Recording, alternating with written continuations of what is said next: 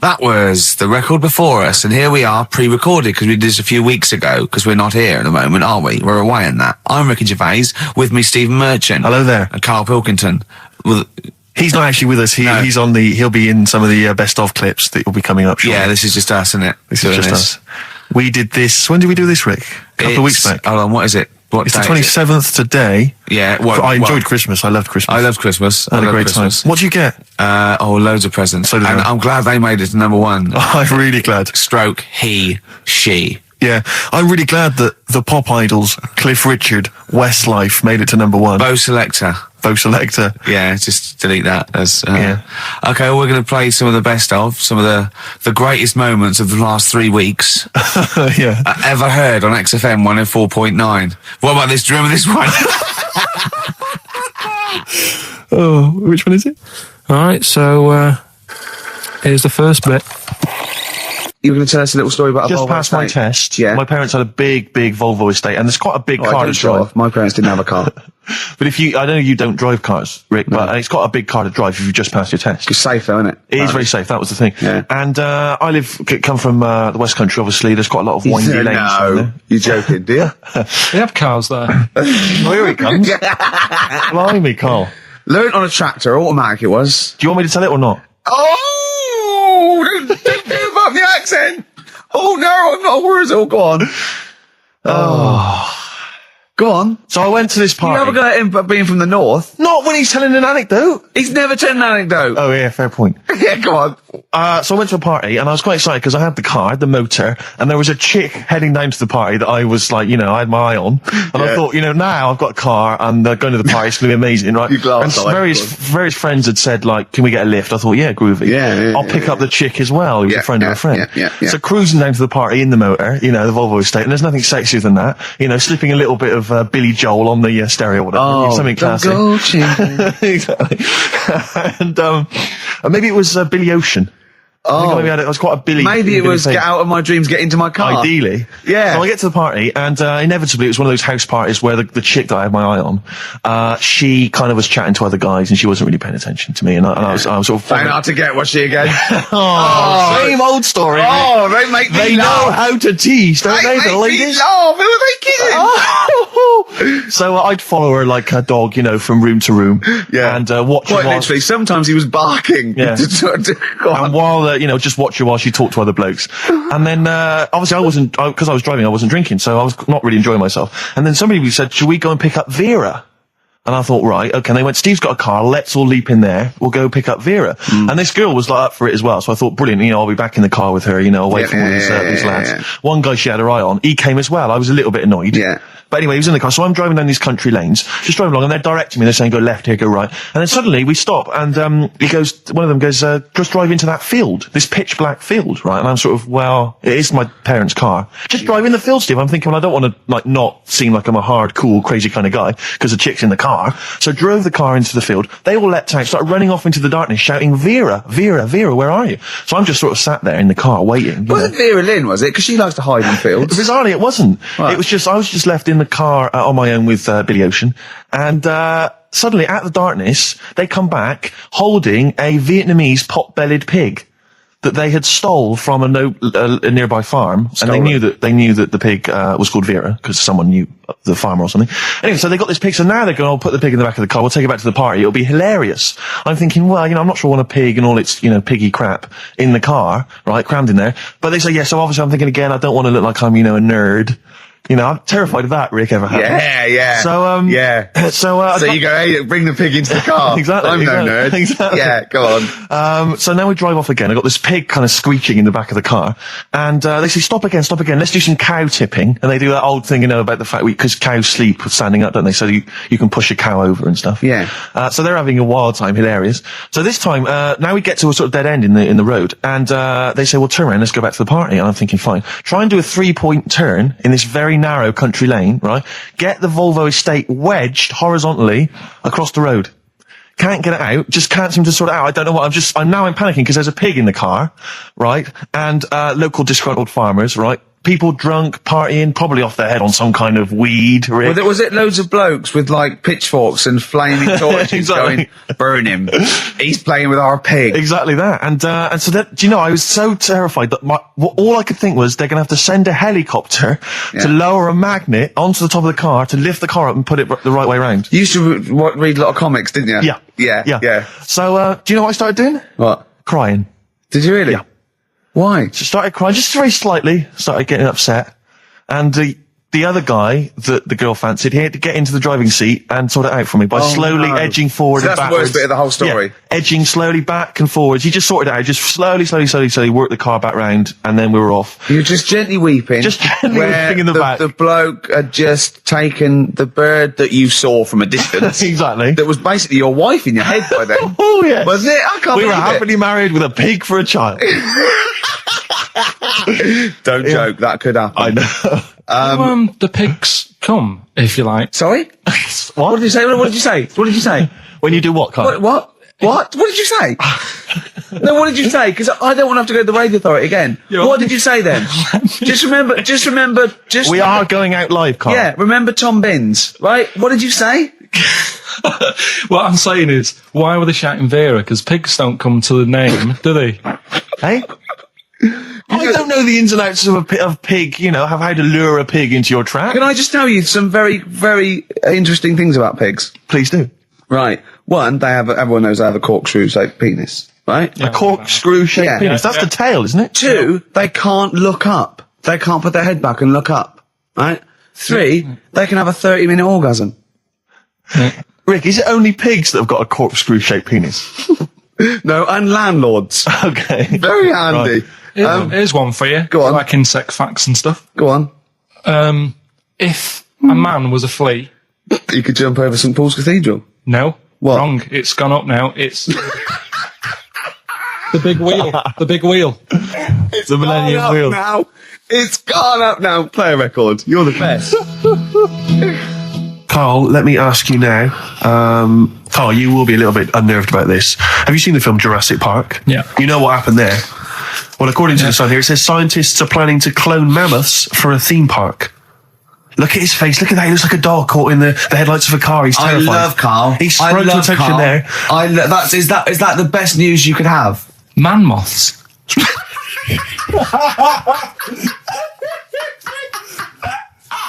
Right. Yeah, man moths. I Man love moths. the fact that that's why he was so excited that they bred a man moth.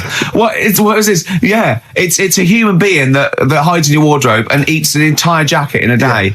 Yeah. What do you mean, man moths? Mammoths. Mammoth, the big hairy cow heard of from the mammoth? Ice Age. I mean, elephant. You're not so excited about that, then? You can take or leave bringing back mammoths to life, but a man moth. A man moth is a different matter. Oh, if we'd have never brought that up, he'd have gone and told someone now. Yeah. You know, they've bred an half man, half moth. This and is that's what how, we That's how mean. things start. This is what we mean when you hear don't- these ghost Are you stories. slightly deaf? Is that it? When you hear these stories, is it? Carl, is English your first language? Are you actually foreign? Is that Yeah, the thing? yeah. Should we When speak we say sour? foreign, we mean not of this planet. Yeah. Should we speak sour? Would that be a help to you? No, go on. Next What do you one. make of that? Do you think that's good? Do you think that's good to bring back mammoths? Prehistoric animals. These giant elephants. They're slow, aren't they? It's not as if they're going to like get out and run fast and they can't capture them. They'd probably be a Like fence, to be elephants, honest, aren't Carl. They'd probably be a fence. they? No, but I'm saying, but you're asking it as if like, oh, it could all go wrong, but it couldn't, could it? Well, Really? but the point was about Jurassic Park is they thought it wouldn't go wrong. They thought they had it all under Yeah, but control. that was And You dinosaurs. learned nothing from Jurassic Park, Carl. Dinosaurs would say, "Oh, think about it before you do it." But with a hairy elephant, it's not going Not a to. concern for you. Would you go along to see him? Would you be interested in that? If it was in the area, He's great, isn't he? I'd love a queue, Nothing right? impresses No, him. but what I'd like to do is Carl sitting like Yoda in a little cave, and I'd just like to see people like Tony Blair and Stephen Hawkins in a queue, and they go and say, "Carl, got a bit of a problem." And thinking of cloning a man and a moth. Yeah. Problem? Not an issue. No, if I'm in the area, I might cruise around and have a look at it. Otherwise, just don't send it near my clothes. Oh, that's fantastic. So it's just for a second. What's as the words man moth came into your head, how excited were you? I mean, were you both terrified and excited? For the moment when you thought that they'd cloned a man and a moth? I pictured What kind of face did he have? Did he have the moth's head, or was it a man's head? just a little man head. Right. What was his face? What did it look like? He just was like a bit shocked, perplexed. Yeah. So it was like he'd been grafted onto the body of a moth without his consent. And when he was asleep, he'd woken up. he just went in to have a goiter removed, and they said, "We've replaced your goiter with the body of a giant moth." Yeah. Is that all right, Mr. Jenkins? So he had the head of a little. Was it a little boy or a man? little man, Right. Okay. and he's just bumping into a lamp. He's just running into the lamp. if you went into hospital and they'd done something, what's the worst thing they could do, right? What would you rather have done, right? You wake up and you've got lobster claws for hands. Right. You wake up and you've got duck's feet. Or you wake up and you've got one horn coming out of your head. The worst thing, Yeah. probably the horn coming out of my head. Why? Get in the way. That'd be useful, wouldn't it? In fights and stuff. And for like parties, people would play Well, I suppose quoits. the lobster claws would also be quite handy there. All right, this is Carl, the producer of Ricky Gervais and Stephen Merchant on XFM 104.9. We're playing out some of the best bits. Hope you're enjoying it. Here's another one. Carl, it was you that worked out the maths and worked out I was 28 because they just worked out I'm 27. You are 27. No way. Yeah, I asked you, didn't I? And I said, But what I sort of questioned was, I said, well, if you're 27 today, that means last week you were 26. well done, yeah. That's irrelevant. So therefore you assumed that I must be 28 then. Yeah. Whereas I assumed you were using, your knowledge of maths, such as it is. I wouldn't do that. No, sure. Wow. I actually got lost in that conversation because I genuinely didn't know what he meant would mean last week you were 26. I don't know what that meant. I don't know what it meant. Wow. Well, it is Steve's birthday. But it would have been 26 last week. Sometimes you genuinely frighten me because it's those staring eyes. There's nothing behind him. It's this little bald head. Looks like Davros looking at me. Genuine fear on his face when he enters into a conversation with another human being. What bit don't you understand? If he's 27 today, he would have been 26 last week, and he doesn't look 26. He didn't look 26 last week. He looks older than 28 today. You've started on his birthday. You're still having a go at him. Carl, I don't look like the kind of hot stud that I actually am, but face facts, that's the truth, mate. Yeah, live with it. Get with Live the with it. program, jeez. Well, let's have a little bit of cake. Okay, oh, that's appropriate. See The what I did? birthday. But you mean the band, don't Yeah. you? Not the cake. You haven't actually bought a cake, have you? Got anything at all? Right, here's one. Christ. Ghosts and that we got talking about. Sure. And Nick said, right, he said, you'll like this one. He said, my auntie was having loads of problems. Why are you whispering? It's not illegal to talk about ghosts on the radio. No, but It's hearing this. so the auntie's in the house and that, and furniture's moving about all the time. Oh, God. And they were like, no, this is Steve, you told me this one. This is such rubbish, mate. No, come on, let's listen. I'm going to leave it to you. I'm going to sit back and enjoy it. I'm just going to watch your face, Steve. right. Sorry, so they I missed said, the beginning there, Carl. There's an auntie in a house. basically, Nick's auntie. Right. Yeah. In the house, things moving around all the time. and it was just annoying every time she tidied up. It was like, It's just annoying. making a mess. It was one part annoying to two parts scary. Yeah. So, stuff was moving around all the time. And they said, right, rather than we need an housekeeper. rather than having the house a mess, until we sort this out. I've got the vicar coming round. Stop I moving stuff love around. this. Oh, yeah, go on. They said, That shouldn't be in the pants drawer. let's put all the furniture in one room, right? So just have one room that's a mess, and have all the others empty. Because I love the poltergeist can't really. It can move wardrobes around, but it can't open the door to put it in another room. Yeah. Poltergeist going, I'm just making this room messy. I wish someone would open the door so I could. Go on. Yeah, but so all this stuff's in this room. So they right? moved all their furniture into Everything, one they room. put like the drawers in there and everything, and it was really uncomfortable because they were all like on top of each They other. sat in the room with all the stuff. Yeah, they had to because that's where the 3-piece suite was. Okay. Oh, God. Right. All right. Oh, God. So they sat there like all crumpled up and that, but nothing can move because it's so tight. Yeah. I think things were trying to move. Yeah, but yeah, everything yeah. was so tight. It's They just like, foxed that poltergeist. so anyway, one night they sat there like sort of a bit awkward watching the telly and that, and they hear some banging Yeah. in the next room. So she goes, "Oh God, what's that?" Oh, he hadn't moved in, had he, the ghost? So to some of the empty rooms. So there's this He's moved some friends and family in. There's this banging about going on. No, so she gets up, right? Yeah. And what it is, they had the baby in the next room because there wasn't much room for the cot. Right, so they left the baby with the ghost. So they go into the room where the baby is, and the banging is like, do you know those plastic balls you get that you can chuck around the room and like they go mental? Right. The ones that you chuck once and they keep bouncing for ages. Yeah. That was bouncing around the room. Wow, what, the baby had thrown it? Hitting all the walls, and the baby was there, stood in the cot, sort of laughing. Right. And looking at the ball, and wherever it looked, the ball went. Yeah. And then she said, "Stop doing that." Yeah. And the ball just stopped. Did it? And it rolled a bit and stopped. Right. So the baby had thrown the ball and it was watching it as it bounced around the room. It wasn't throwing it; it was in control of it. No, the point is, Steve, the baby has been doing it. It's been the baby all along. The baby had been messing with the furniture.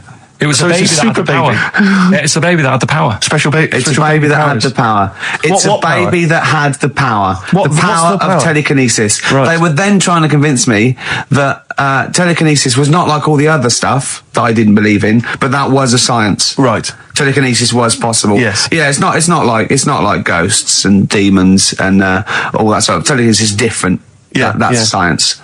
But Nick's auntie saw it, and I love the fact that you're telling me that someone else's auntie saw it. So I should be satisfied with that. Yeah. I should be satisfied with that. I mean, no, So does she still live in one room with all her possessions? I think the baby grew out of it, apparently. It grew The up. baby grew out of it. So it doesn't use its telekinesis powers anymore? Well, no, it's like in Carrie, innit? She was upset for a bit, and then she got over it. Okay, I'm just going to say one thing, Carl. That was a film. Do you want to play a record or? Here's a problem that someone's emailed in. We're taking emails today. If you've got a problem, concern, or just a general query that you think Karl could answer for you, it could be about anything. It could be about some of the big kind of philosophical questions. Yeah. It could be something to do with war or famine, anything like that, or it could just be a personal dilemma. Something that's happening locally. Anyway, this seems one that I think you and your father have probably come across this sort of dilemma in the past. And I'd be interested to know what your take is on it. Let me see. This is from Lee Matthews by the look of it. He says, he lives in a suburban area where the local teenagers also live on the same road, and they're running riot. They're smashing wing mirrors off the cars. They're crashing into parked cars on their skateboards. And they're just generally making mayhem, night and day. What can he do to stop this going on? The parents of the kids don't seem to give a damn. Anyone who complains to them, they just say, "Oh, piss off." The police are useless because they never catch them in the actual act of violence, which is what they got to do to apparently convict them. So they don't know who to turn to, really. It's rather like when a little old lady went and got the A-team, and he was dressed as an elderly Chinaman.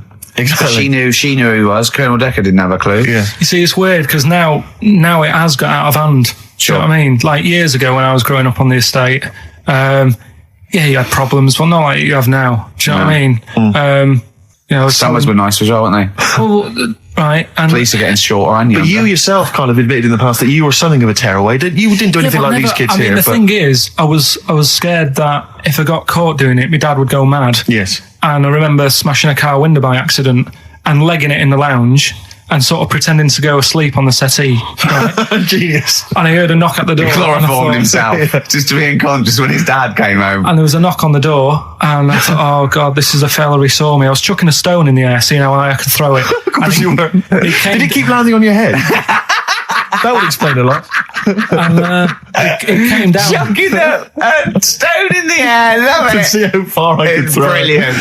So I wasn't bothering anyone. Did you invent that game? Right? Did you get the stone for your birthday? Go and play with your stone. He gave one to Suzanne. Karl, go and play with your stone.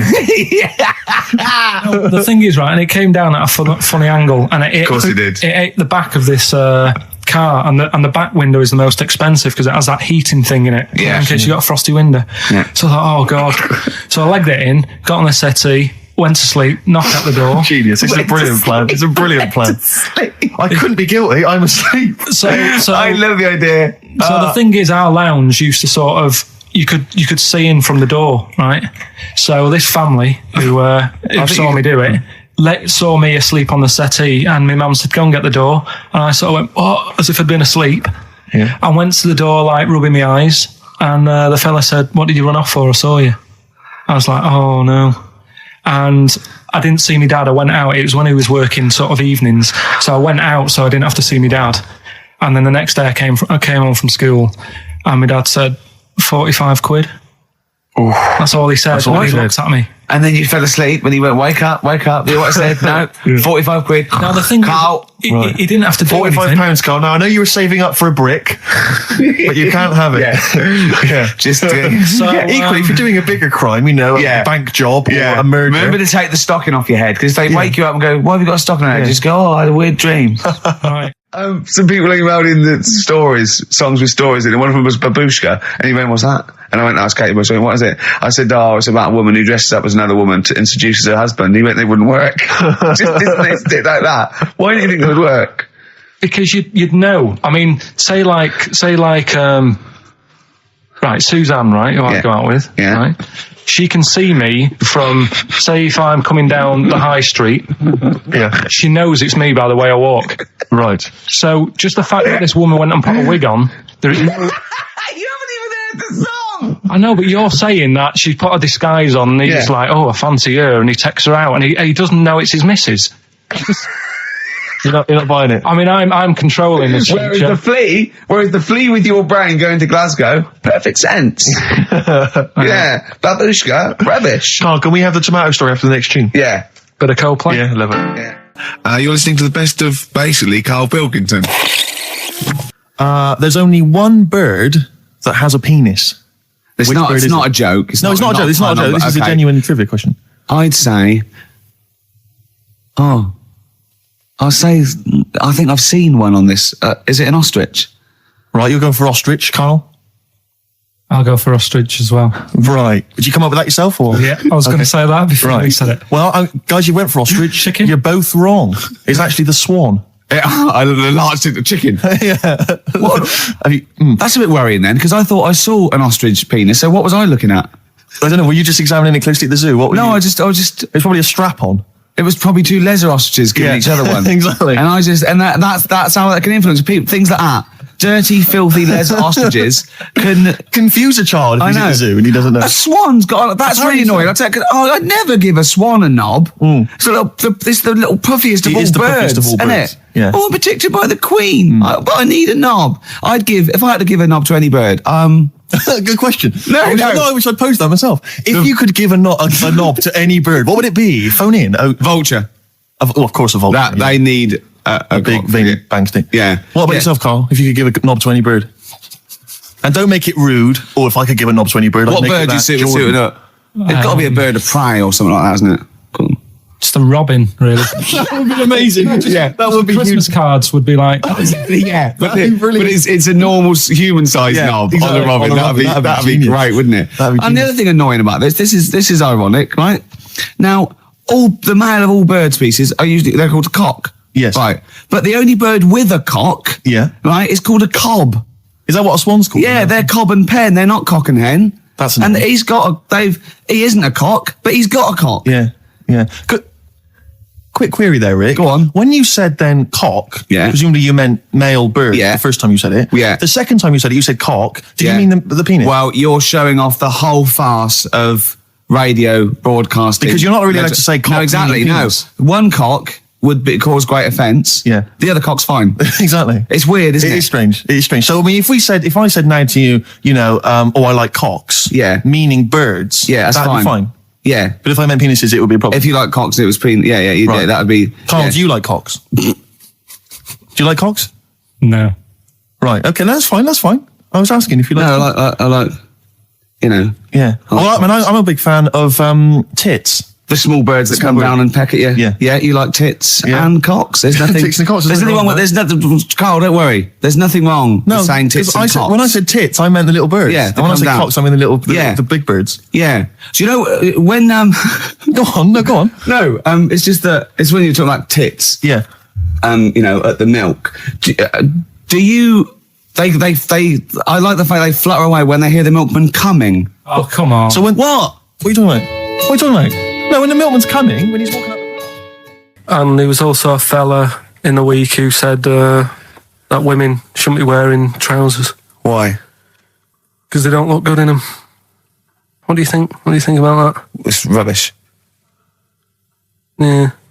These are the only things that have caught your eye over the last couple of weeks. This is the entire news. Galileo did something with light. A French fella said women shouldn't wear trousers. See, that to me wouldn't pass as education. It's not education. I don't know where you could ever use that. I don't know when that would ever be applicable to life. I just like reading stuff that sort of reminds me of. Do you know what I mean? If I read it and it gets me thinking, I think that's a good little piece. But I mean, but surely can't you just sort of like sit near something that vibrates to keep your brain going, or shake your head every now and again? I mean, what does this do? You mean it makes you start using your brain? But what aspect of a Frenchman said women shouldn't wear trousers got your mind working? What questions were you asking? Because I thought that's a bit daft, isn't it? Right? Yeah. Okay, it ends there with me. There's nothing else. There's nowhere else for me to go on that. He closes your mind's the still whirring. Yeah, go on. What do you think? Let's go through this. Oh, I wish we could download his thoughts. I know. Just watch it. Yeah. Wouldn't it be great, like a DVD? Imagine that extra footage on the Office DVD. Yeah, Carl's brain. That would be with amazing. Oh, with a commentary. Go on. Women wearing trousers and that, right? On the estate that I grew up in, on right? There was a woman about 4 houses down, right? Rough. Now, she used to wear leggings. Yeah. No, they're a bad idea. They are a terrible idea. I agree with you there, Carl. If you're a lady of what the colour? normo persuasion... Were they pink? No, they were sort of black, but with all bits on them. Oh, right. Do you know what I mean? Toast and just horse bits. droppings. Yeah, go on, yeah. And she used to... she's quite a big woman. Sure. Pauline Quirk, I think, described her as. Look like a light bulb. It is those kind of women that are attracted to leggings. Yeah, I know, yeah. They are drawn to them like a moth. Yeah. She used to wear them, and that's what I remember when I read this piece. And she used to work on one of those sex line things. Right. She used to do that. But what was she, an engineer? The weird thing with her was she had big eyelids. Right. Go on. That were too big, and this is what I was thinking. What do you mean she had big eyelids? How big do eyelids have to be for you to go, they're big eyelids? What was she shoplifting with them? Would she come out of Dixon's with like radio stored in them? What do you mean she had big eyelids? It was another one of them popular things around our way. Do you know? Like, what do you mean popular things? They go, oh, I'll tell you what, they're all the rage. Can I get some big eyelids, please? No. It was just like one of them things that people suffered with. Just big eyelids. They could hardly open their eyes. What do you mean? What do you mean? That's one of the popular things around where I grew up. People had big eyelids. They could hardly open their eyes. What does that mean? What sort of freak town were you born in? You had webbed feet people with big heads. You got women with big eyelids. What does big eyelids mean? Are you confusing her with the horse? Yeah. Did she have hooves? Look, what? Anyway, so there's this big eyelided woman with the leggings. And that's what I'm saying to you, though. That's... When I read that story with people with trousers, I went from that to a woman who used to have big eyelids. I still not the point. But then, and also the other bloke who had the eyelid problem was a mate of mine. Right. His dad had it, and same problem, massive eyelids. I don't know what that means. I don't know what that means. I used to say to my mum, I'm going round to Dave's house, and or Drew say, as you call him. That's all right, but make sure his dad doesn't take you out in the car, because he could hardly see. He had to have his head. He had to tilt his head back to keep his eyes open. Sure. Didn't he have a couple of matches with him at all times? What a load of gobbledygook. This began as educating Ricky. I know, so what, like he was people with eyelids. But it's like you're supposed to make that leap as well. Yeah. If I mentioned the trousers, Ricky will probably be thinking about people with big eyelids and women wearing leggings. Play a record, Carl. Right, anyway, Rockbusters. Yeah, go on. I give a cryptic clue. Yeah. And a letter, and it makes up a band. He right? never said the word cryptic a few months ago. I love it. Do you know what I mean? I feel it's like our own little Eliza Doolittle. Yes. Right, even Richard will like this one. Mm-hmm. Here we go then. First one. There's three of them, and you email in. If this doesn't turn Dickie round, nothing will. This is an email-only competition. Email only. Right, here's the first one. Initial is B, so it's a band starting with B. Okay. And the cryptic clue is, I don't like them birds. They shouldn't be allowed in this area. I don't like them birds. They shouldn't be allowed in this area. Next one. Right, the next one. He doesn't like women, yet he's got a couple of kids. That's a bit weird. Is that a cryptic clue, or is that just Is that just a thought? a general point? Is that That's the cryptic clue. Okay. And the initials there are PD. Okay. And the last one, Got that one. That's terrible. That's terrible. Okay, quickly. Oh God. and the last one is that bloke who does. Come on! It's making me laugh. Come on, Carl. Be professional. Right, the last one. Right. I can't do it. It's making me laugh. Oh, come on. I'll come and read them then. No, hang on. Come on, Carl. Right, here we go. They don't do this on Rockbusters on TV, do they? No, come on. That bloke who does sport on telly. He's got a little kid, right? Initials DC. What is that? I'm completely confused by that. Was that the clue? Yeah, that bloke who does sport on telly. Yeah. He's got a little kid. Initials DC. Okay, is that a band? Or an artist? It's I'm not gonna tell you. Cheese. I'm not This gonna is tell a you. well-known sandwich. Is it? What is it? Is it a band or an Right, artist? so just quickly recap. That's, Okay. it's a Come B. on, Carl. Right, Come on. quick recap. The first one is B. I don't think them birds should be around in this area. Right, that's B. Right. Second one, he doesn't like women, yet he's got a few kids. It's a bit weird. That's PD. And the final one, that bloke who does sport on the telly, he's got a little kid. Right. DC.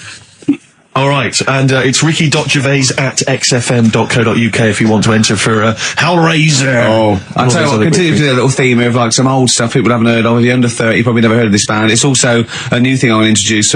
It's Show Up Camfield. Camfield talks the talk, he doesn't walk the walk. He doesn't play some rock classics on his show because he's scared.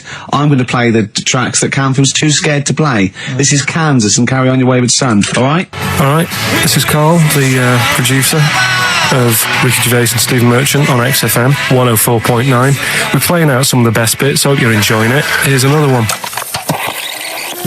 Coldplay, One I Love. That's for Nick, Neil, Olivia in Tower Bridge. Absolutely, and also Nikki from Bromley who emailed in. She's enjoying the show and she wanted a bit of Coldplay. That's the B-side of the current single. This is In a My great Place. show, isn't it? We've got great music, we've Great got music. laughs, tears, we've got requests, we've got Simon Mayo games. It's Yeah. a bit. It's just like Radio 1 for less people. Exactly. Radio 1 for less people. This is great, isn't it? So go on then. listen, Guy, you were so excited about this game, weren't you, earlier? You came in with a But I hop, knew it skip, would and a leap in your fall step. flat. Although I must say the phones are going mental. We're gonna have to take This some is more it. No, calls. people love I mean, Carl. High and Dry is great. I mean, it works. That's it. Can we have a very quick Just recap in case someone's just very joined in. quick Can you recap. make it so High and Dry doesn't work now? Give us a bit of information that makes it different to High and Dry, or can't So you for those that do have just that? tuned in, Carl describes in a roundabout way a story which somehow is representative of a song. Is that Song right? title. A song title. Yeah. Okay. So this woman, she's all right. You know, she has a normal life, Pretty much. kind of. Yeah. There's probably a few things actually that she can't do thinking about it. But the main problem would be having a wash or having a bath or having a shower. Yeah. Maybe going for a swim thinking about it. Right. let's go. I think water is the clue, isn't it? That's the clue. Who's that on the line? Hi there, it's Mark. Hello, Mark. Hi, Mark. What do you It think? smells like Teen Spirit, Nirvana. No, it's not. That's a great guess. Smells like Teen Spirit again. It's also No. brilliant. Thank you, Mark. Well done. No, it's not that. All right. Hello, XFM. Oh, that's a dodgy mobile. Oh, that's a bit of a clue. Hello, mobile. XFM. Oh, they've just given up. They've all been going for Smells Like Teen Spirit. They just hung up. Hello, XFM. Hi, is it She's Electric? Excellent. She's electric. It makes sense. That's fantastic. Oasis, Carl. she's electric. Why does she smell? Because she doesn't have a bath and that. Because she can't have a bath or a shower. What's your name?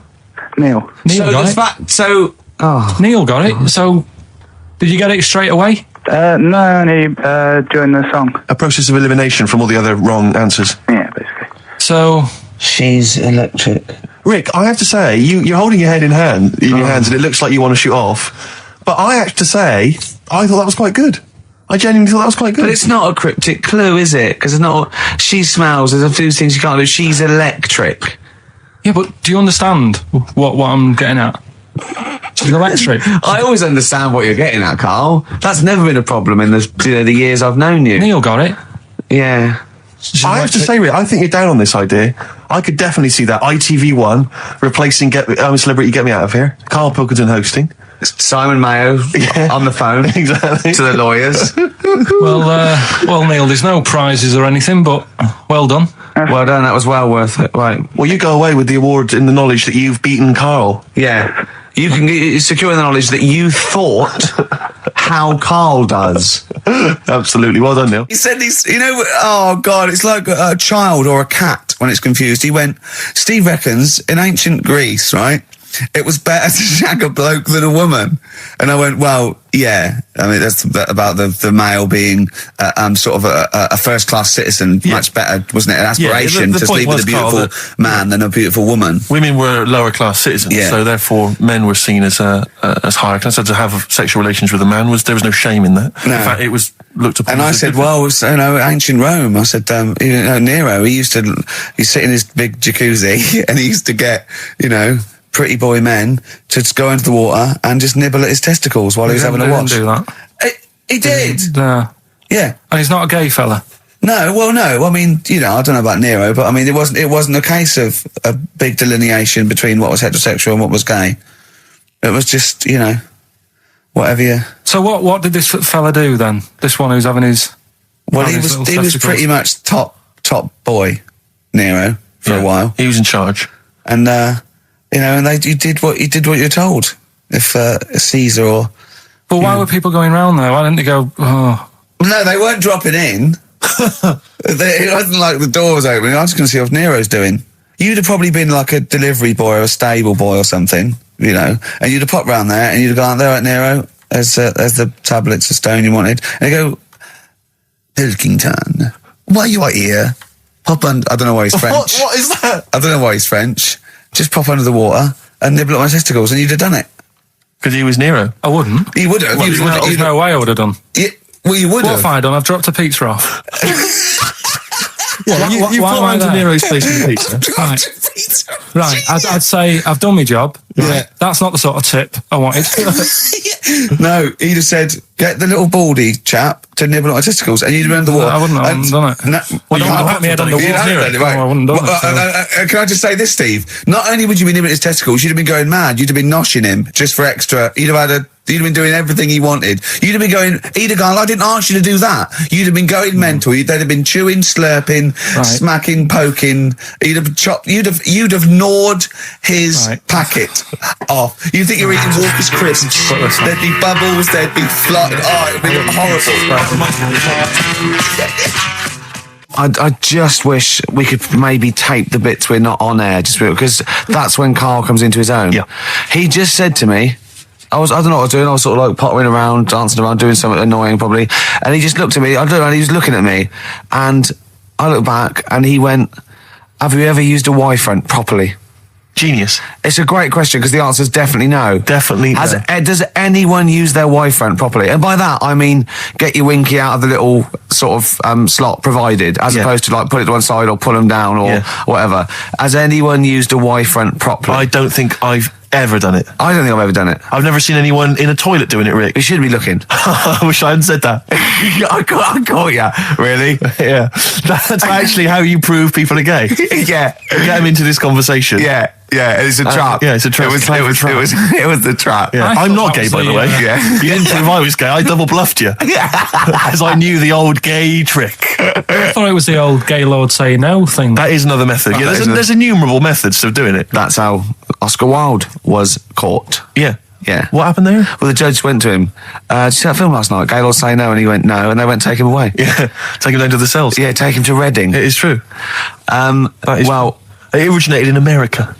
yeah. So many of these things do. It's Yeah. a brilliant point, Karl. I'd like to hear from anyone listening who's, and I mean, well, they'll just lie, wouldn't they? I suppose. Yeah, I don't even use sort of flies. No? Usually, I sort of pull my Y-front, my sort of tracksuit. So that's why I wear sort of like elasticated waistbands all the time. Exactly. Just sort of Speed. Yeah. Yeah, you got to get in there with the minimum of effort. Yeah, and out. Sure. Often I won't shake.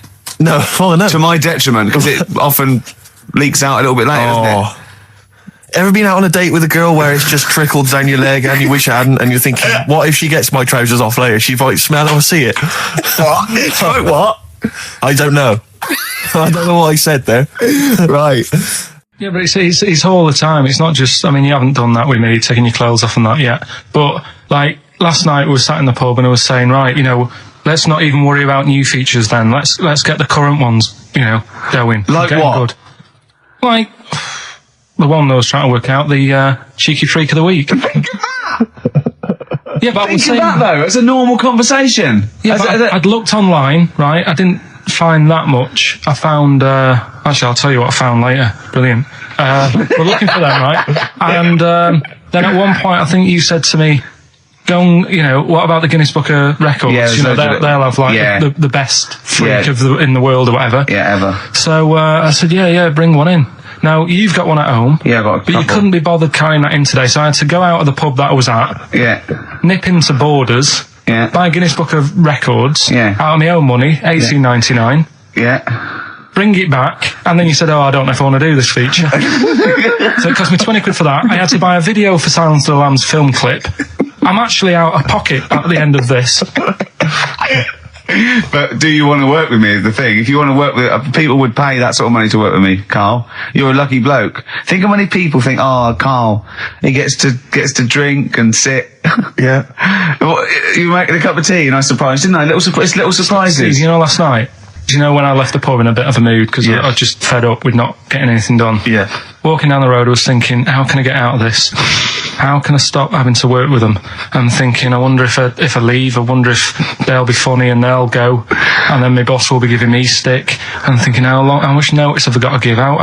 And all this is going through my mind. I'm walking home and I got in, said to Suzanne, I'm sick of it. She's going, you need to do it when I get a new kitchen. And I was like, yeah, but how big does the kitchen need to be? I was saying, do we need a big kitchen? Can we get a small one? Have we got enough for a small kitchen? Do we need so many cupboards? Can we just have wood instead of steel? All this, trying to get out of doing this. Yeah. It's always I always feel like, you know, because I like to think that I'm not perhaps as bad as him. Yeah, You no. annoy me in different ways. Like what? How does he annoy you? Well, stuff that, you know, I come up with ideas, say Cheap as Chimps. Yeah. Rockbusters springs Yeah. to mind. Yeah. 15 I'd like to- Taiwan. 15 Taiwan. Let's just remind people what 15 Taiwan was. It was a little feature that I wanted to give a run, you know, give it a little run, see if people like it. The premise being? No, there's no premise, it's just a title. No, we were going to get 15 sort of ornaments. You'd explain them, and then people would call up and say, that one's from Taiwan. God, you just explained why I didn't think that was a good idea. Yeah, By but- explaining the good... No, you know the funny thing is, Steve, right? I was walking down Regent Street on Monday, walked past one of these big stores, right? And they've got all famous quotes on the windows, right? Yeah. And one of them was something like, an absurd idea is often a great idea. Yeah. Do you know who said that? Go on. Einstein. Yes. Which made me wonder, if you were his mate, would he ever have done E equals MC squared? Or would you have said, don't bother with that, it's not going to work? Because that's all you seem to do. Everything I come up with, Yeah. you put down. Yeah.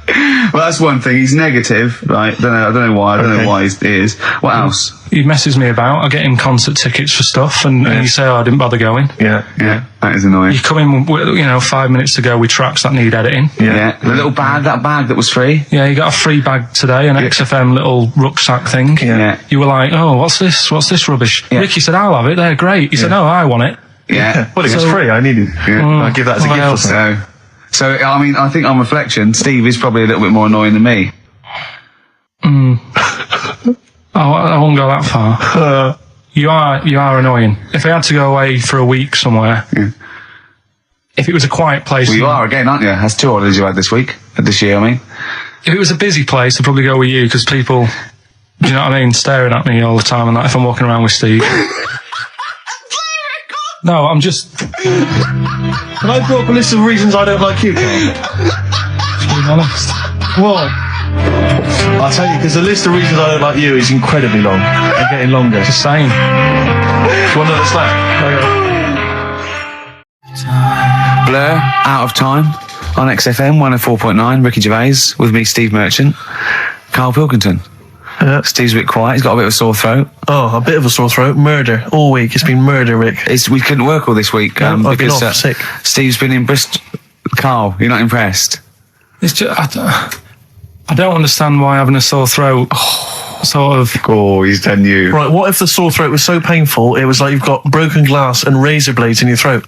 You can hear now that I'm not even speaking from down in the throat, I'm speaking from the very top of it like that, so it sounds a bit weird. But you're right. What? Your hands are all right, aren't they?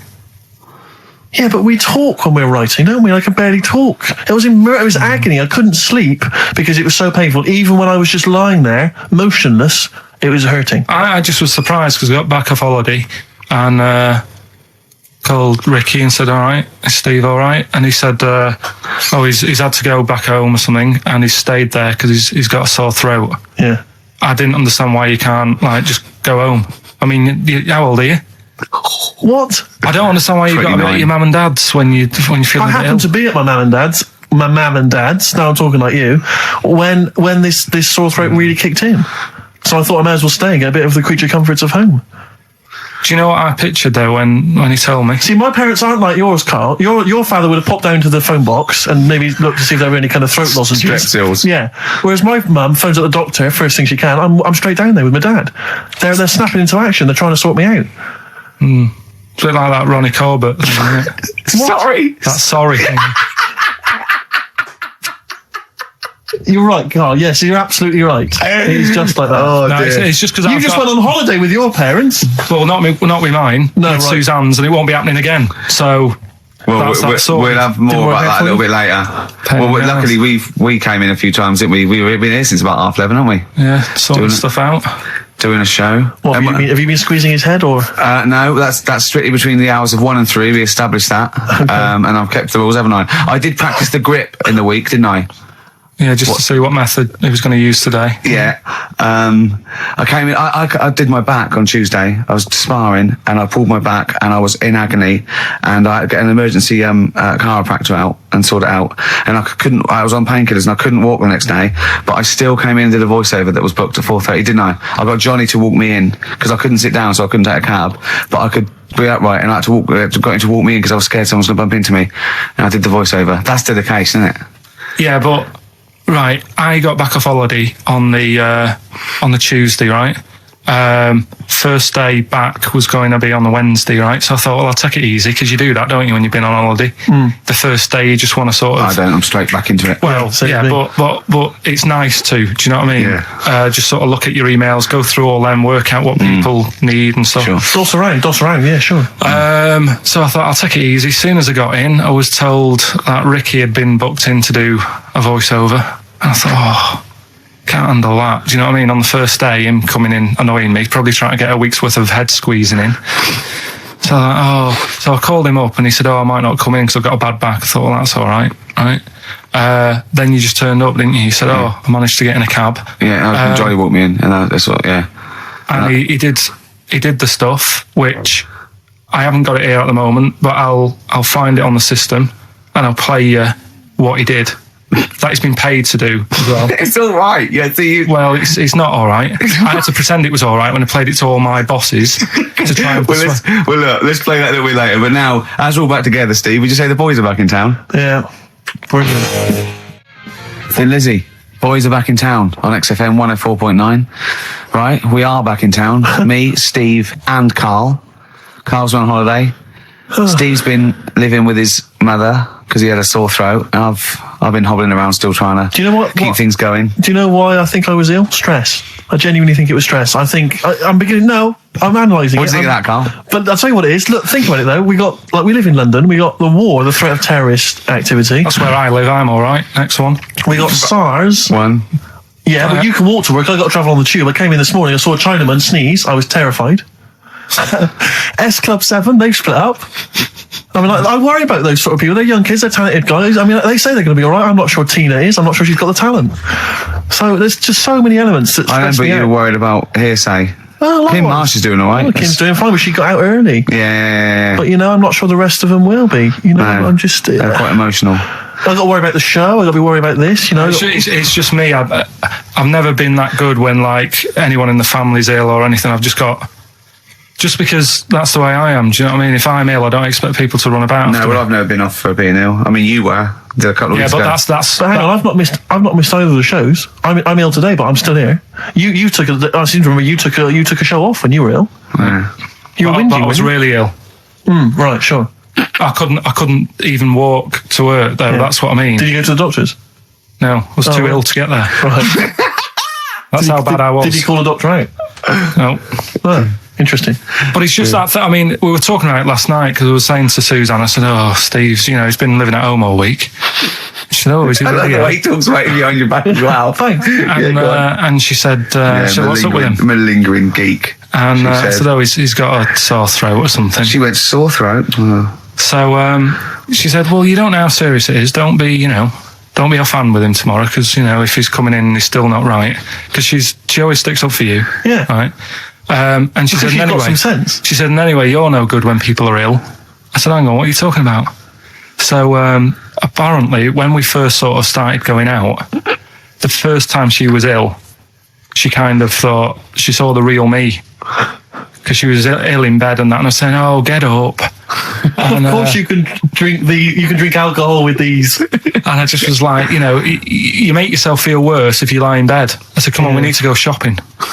And she said, you go shopping. I said, no, I'm not, because I'm rubbish at shopping for food. Do you know what I mean? I'm all right at getting that night's food, but once it starts, like, you've got a plan. Sure, yeah, you're dropping the bananas. I forget all sorts of stuff.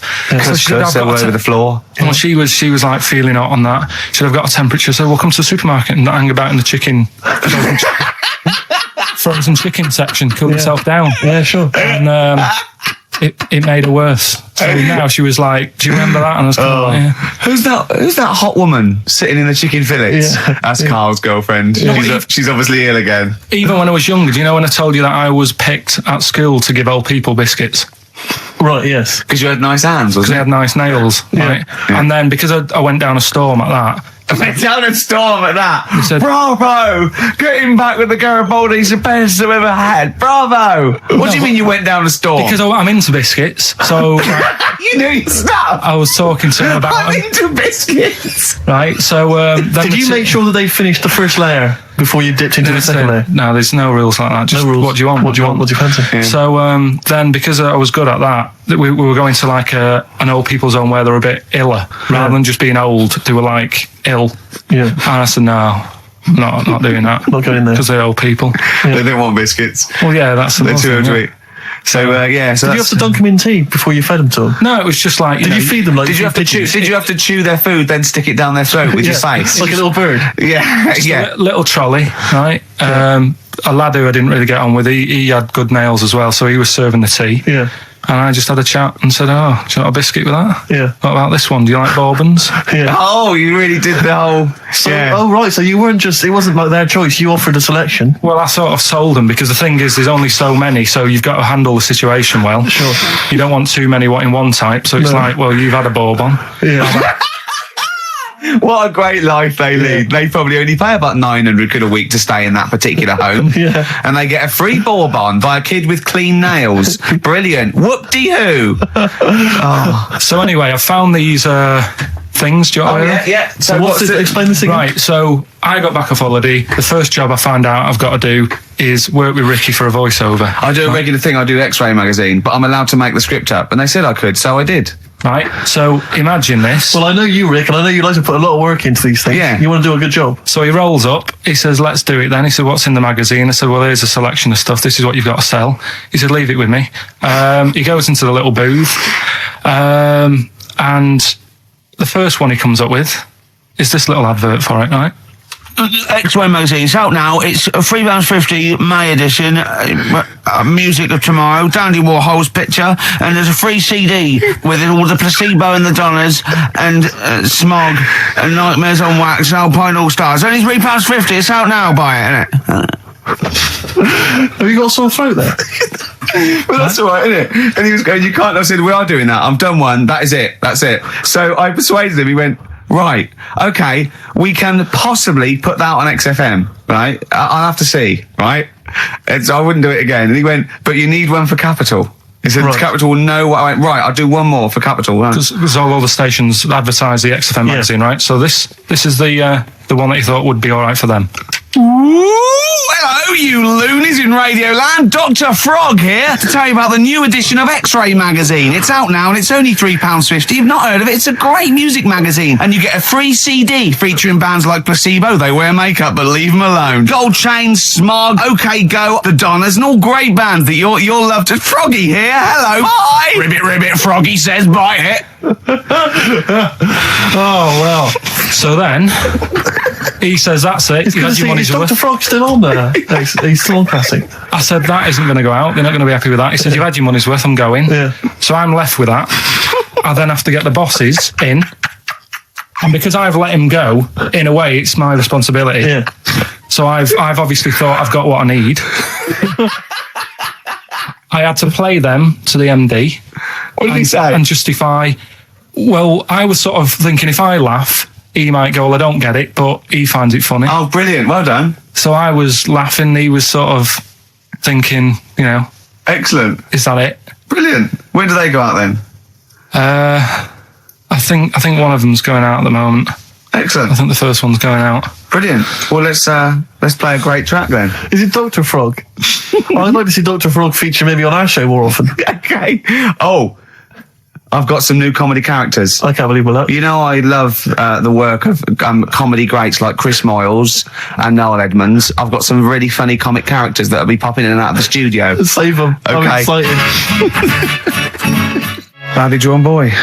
All possibilities on XFM 104.9. I'm Ricky Gervais, with me, Steve Merchant and Karl Pilkington, and a few new characters. Oh, Steve. I can't believe I just said, I know you love Moyles and his sort of wacky stuff, and Chris Moyles, Edmonds, one of the greats, and Edmonds, and just all Oh, no, well, I'm going to go along the same sort of vein. I've come up with a couple of. Can I do a little? Can I show you? I'm one? excited. Okay. Well, it always starts with a sort of doorbell. Okay. So it goes, ding dong. I go, oh no, hold on, Steve, hold on, Carl. Who's that at the door? Yeah. Hello. Oh, hello. Oh, look, it's Camp David, the right queer gay. Oh, hello. You look all gay today. Is that because it's nice weather? Oh, no, that's not what it means. Oh, have you got a girlfriend, Camp David, the right queer gay? No, but I've got a boyfriend. Yeah. Oh, bye. Right. Oh, Ding dong. Oh, it's another one. Hang on. Another comment. Hello. Oh, look. It's Holy Fuck, the little funny Chinese fella. Wait, Yeah. that's his name, That's Carl. his name, Carl. Carl. Hello, Holy Fuck. Harold. Right? Yeah, that's fine. Mr. Fuck, you can call me Holy if you want. No, I'd prefer to call you Fuck. Yeah. Right? You're right. Nothing You're right. wrong with this so far. No. Have you got a girlfriend, Mr. Fuck? Achoo. Oh, you haven't got that SARS, have you? Yeah. No, that's my girlfriend's name. See? Oh, Yeah. that's clever. Oh, just before you go, Mr. Fuck, I've got two things here. I've got a nice Trilby hat that you could wear, Yeah. or I've got a little lampshade. Right. Right? Which one do you want to put on your head and Yes. walk around? I presume the Trilby. No, but it's not. No. Yeah. Lampshade. Lampshade, of course. Bye. See ya. See you later. Yeah. I thought they were genius. Can I be honest? I'll be honest. I thought they were brilliant. I thought they were. You didn't steal them off Chris. No, Moyles, did you? 'Cause no. They're original. They're original sometimes characters. Chris Moyles has done stuff as good as that. I know, yeah, I know, but no, these are all mine. So there you go. We'll be hearing more from Camp David, the right queer gay, and the Holy other Fuck, one, the funny the other little Chinaman. What? All right, Carl. Yeah. Is that your sort of humour? It might not be your sort of humour. You just should have run it past me before you did it. Yeah. What one are you worried about in particular? The not Camp David. Well, say his name. No. Say his name. I'm not Which the one? other Well, I don't know The which other one you mean. The Chinese fella. I forget who that was. What was his name? I can't remember. Well, if you can't remember, it can't be that good, so we'll leave it. We won't do it again. Right? I'll tell you what I've got, Steve. Oh, what? Tell you what I'm thinking. Go on. Right. Do you know, like, TV programmes sort of get rested in the winter? Ding dong. Oh no. Hang on, who's this? Oh, Go on. hello again. Not now, Mr. Fuck. We're talking. Bye. Is that Holy Fuck again? Yeah. Look at Carl's face. Right, okay, that's it now. I'm not answering the door anymore. Right, okay, go on. Right. Yeah. Ding dong, ding dong, ding dong, ding dong. He's trying to get in. You've got. Don't be impolite, Rick. Come on, Rick. He wants to come in. No, it's too late. It's too late. He's gone away now. Go on. Right. Anyway, what I'm Nice thinking is Rockbusters coming back for a bit. What? What are you talking about? He likes my idea. He likes my characters. He doesn't like that idea. If I What, Carl? no, What? I was going to say if I came up with With what? Name it. with that Chinese fella What was his name for again? a I keep sketch, forgetting. you wouldn't have liked it. Let's do Rockbusters and see how it goes. I know you weren't a fan of it, but Hang on. Yeah, but to be honest, Carl, he dissed Cheap as Chimps, and we know that's a brilliant idea. Hang on. Sorry. We all agreed that Rockbusters was a piece of old toss. no, I didn't. I said it needed And that's why resting. we stopped doing it. I said it needed resting for a bit. I don't remember that conversation. What do you mean it needed resting? We abandoned it because it was appalling. You it started off as a nice idea, but you just gone crazy. None of it made any Let's play a sense. record and come back to this, shall we? What do you want to play? Bit of sugar. Oh. Yeah. Brilliant. That cheer us all I up. don't know why you were thinking of bringing this back. I'm genuinely worried about this. Well, is that the doorbell? I would be lying, Rick, if I told you that didn't feature in my list of the best singles ever. That's lovely. It's a If I can't change your mind, Sugar. great pop tune. Brilliant, absolutely brilliant. I think Carl's worried about one of the names of my characters, so I'm changing the gay fella's name to David Gray, the bent pianist. The Scientist, Coldplay on XFM 104.9 with me, Steve Merchant, Karl Pilkington, I'm Ricky Gervais, obviously. So Carl's just getting a little bit frustrated there with Steve, having nothing to offer after being off for a week. Do you know what he calls you now behind your back? Oh, God, here we go. No, it's all right. He calls you the Professor because of a picture of you in My Media. Oh, right. What did you say? He said Did you approve it? I didn't actually know. No, you know what it is, don't you? It's, you know, when you take it from an angle, it sort of distorts one side, and Right. they've taken a picture from a bigger picture, I think, and so it's, do you know what I mean? Like he's looking in a kettle, and he went, "What's going on there?" He said he looks like one of those professors of BBC Two schools programmes. Well, I take that as a compliment, considering what I call you behind your back. And I tell you now, ain't the Professor. Although Carl's looking pretty good at the moment, aren't you? I'm surprised. Can I just say, I'm surprised that you got chosen for having clean nails at school to serve the biscuits. Because I always imagine you, when I look at you, I see you as a child. I see you as a grubby little child who's always out in the street I getting think dirty. Carl is quite hygienic because he's always got a nice little. Nowadays I do. Yeah, nice but little top on. not the boyhood Carl. I always imagine you being quite neglected. No, my clothes weren't always the best, and they were a bit warm, but they were always clean. Yeah. Is I this a always country imagine that song your coming house- on? Are you Dolly Parton? I always imagine your house as having, and actually, to be fair, I imagine your house has been very much the same. Always stinking of chip fat. Yeah. Also, yeah, my mum was always cleaning, so again, it was always sort of like clean. It was just Yeah. it smelled. It And smelled cigarette smoke, maybe? Yes, it smelled of Dettol, pets. Yeah, and cigarette smoke. Yeah, and Such chip a fat. working class and smell, chip that. fat, yeah. Yeah. That's a real working class sort of smell and look and stench. Yeah. Are you talking about me now? Yeah. Right, Yeah, I mean, yeah. the interesting thing is that Carl's cleaned up his house. I clean. I have 2 baths. No, I know you're obsessed. It's I really love- freakish. I love It's just being really bad clean. of me. I was in Waitrose earlier buying a sandwich. I got a bit of money now, Carl. I like to splash out on a sandwich. I like £2.50. You ever seen any of it? Benji's shut. He does go to Benji's. I'll tell you what. I love Benji's. We go for lunch, right? And if he looks in the restaurant and it's sort of like $6.50, he goes, "Rick, I'm not made of money." Yeah. He is. We have to go to Benji's. He gets 2 sandwiches that have to fill him up, right? Because they're a quid Well, I'm a each or big guy, something. but I'm a big guy. I need a lot more food. I genuinely need more food than most people. I'm like a brontosaurus. It is. He's just grazing all day. So I can't afford to sort of splash out in Pret a Manger all the time with your fancy French sandwiches. I like to get a lot of bread for the money. I want a lot of bread. So I was in Waitrose and some guy came in behind me, and he was sort of, I don't think he was mentally doolally, but I think he'd been homeless for just too long, and he was really. What's just right amount of time to be homeless? Well, I think it was. You want to get out of that game early, don't you? He's past the point of no return. This guy. I think it was too late for him. I think there was no going back really. 6 months. He was sort of walking at a bit of a weird angle. He walked like the Elephant Man, even though he wasn't deformed. It was probably like you were in the week. It was quite unpleasant. And he sort of came up to me and he went, and weirdly he spoke a bit like I'm speaking now because of my throat. And I thought, if I speak to him back, is he going to think I'm taking the mick? So I kept quiet. And he went, all right, what's your name? And I said, Steve, and he shook my hand. He forcibly took my hand and shook it. But he had these cuts and bruises on his face. Oh, the open sores. Yeah, and he was shaking my hand, and I was just terrified. I was just thinking, get off my hand, let go of my hand. And thankfully, did he have a bow round his neck? Well, he may as well have. I mean, seriously, and I caught the eye of a security guard. I didn't throw it out.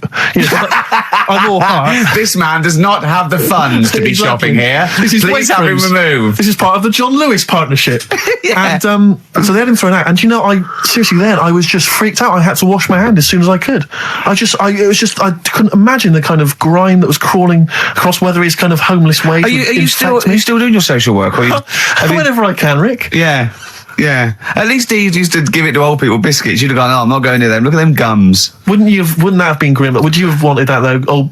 Old kind of homeless people touching you?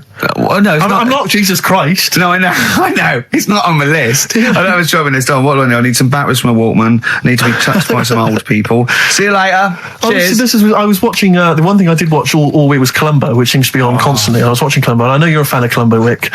One of my favourite programmes of all time. Right. I was like, do you not think that All right. I just thought you were going to talk about it. Well, which one? What do you mean? They made about 90 and they're showing on about 4 channels in rotation. But it doesn't matter if I tell you who did it, because you'll find out in the first 5 minutes. Yeah, exactly. You find out in the first 2 minutes anyway. Let's be honest, if Robert Vaughan's the star, it's probably going to be him. Or Culp. Often Robert Culp. Yeah. Yeah, sometimes Patrick McGowan. But do you not think that Columbo looks like he smells?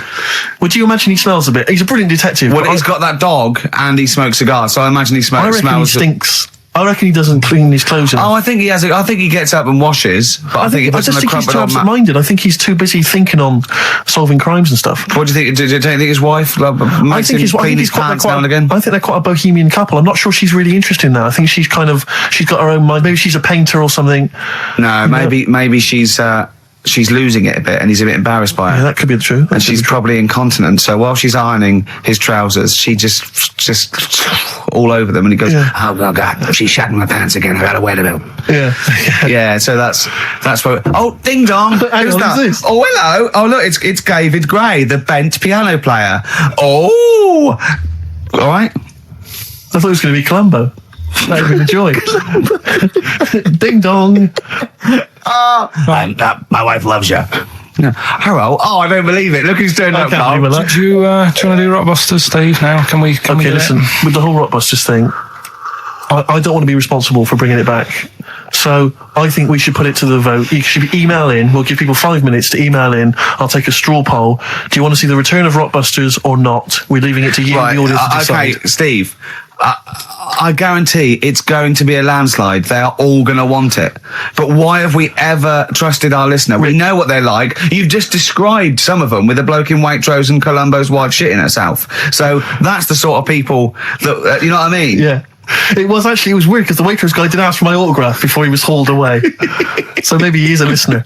But all I'm saying is maybe the posters have drawn in some fresh blood. There's some people who've maybe not heard Rockbusters before. They're the ones who probably vote for it. Anyone else who's heard it before, surely they're not going to see the return of that. No one wants to see the return of that. What's the number? No, let's email only. We don't want to speak to these freaks. Ricky.Gervais at XFM. I know the fact we don't want to speak to these freaks. We work with one of them. Yeah. God. Yeah. If you want to see the return of Rockbusters, vote yes. If not, no. Tone it down a bit. Let's not do 3. No, it's got to be 3, otherwise it's too easy. Oh. Ricky.Gervais at xfm.co.uk. Right, just choose the best one. Right. The Seeker from The Who. Brilliant. Classic rock. On XFM 104.9, I'm Ricky Gervais, with me Steve Merchant, Karl Pilkington. All right, well, unsurprisingly, the overwhelming consensus is that people would like to hear the return of Rockbusters. I should, however, point out just some of the no responses. Let me see what we've got here. Is Dickie Anderson called in yet? Sadly, nothing from Dickers. I think I might make him one of my hilarious sort of comedy characters. What do you think he would sound like? What would he sound like? It's sort of probably like that, I think. Ding dong. Hello. Hey, it's Dickie Anderson. I can't believe it. Your show's rubbish. Something like that? I mean, I think you should work on them perhaps before You're saying there's not a lot of substance to these I'm guys? just saying that, once the novelty of the doorbell has worn off. I don't think you understand comedy on radio, I'm Steve. not sure I do, to be but, honest. Listen to Noel Evans, listen to Moyles. You'll see you don't need to riff with it. It's just, you just do the doorbell and just say they're here. Right. That's all you need to do. Sure. So that's the main thing. Well, so we've had a couple I'm of thinking of some responses. more characters as well. We'll keep working on those. Yeah. Marcus has emailed. He says no to Rockbusters. He hasn't heard it, but it sounds rubbish. Believe me, you couldn't be more right. Well, does The Office sound good as a title? All right. This is someone else. Don't bring back Rockbusters. Please, can we have more Holy Fook? You're not pronouncing it right, I Steve. know. I was just a bit edgy there. It's Holy Fuck, the little Chinese fella. Holy Fuck, the little funny Chinese fella. No, okay, all right. Well, otherwise, Carl, other than those few negative ones, most people want to see the return of Rockbusters. So, Go on then. Tell people what the prizes Let's are? go. Let's do it. Yeah. Are these the prizes? Yeah, they're the prizes. All right, let me have a look. We got the new album from Goldfrapp. What's this one here? Oh, I've no idea. The Yardbirds. A new album from the Yardbirds. On VHS, Coogan's Run, the show where different characters make an appearance each week, including, I think, Pauline and Paul Calf. Good stuff. Who the hell wants this? Meglos, that? a Tom Baker Doctor Who edition. And the only decent thing really in the collection, other than Coogan's Run, is the X-List, the double CD featuring lots of current indie favourites. So not bad little selection there, Carl. Yeah, well, if you are new and you haven't heard it before, I'll sort of give a cryptic clue and then some initials. I'd say it isn't cryptic. It's like, what am I thinking that might or might not be the initials that I'm going to say. That's how you got to think, really. Yeah. But go on.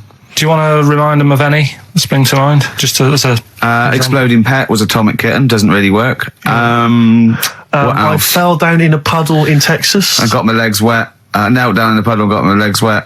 Wet Knee Houston doesn't work either. Whitney Houston. Jamaican swinging a fish round. D-trout spinners doesn't work in the slightest. Doesn't work in the slightest. That's how they work. So there's three of them. You email in. So here we go then. Number one, the gingerbread man has only got one leg. Right?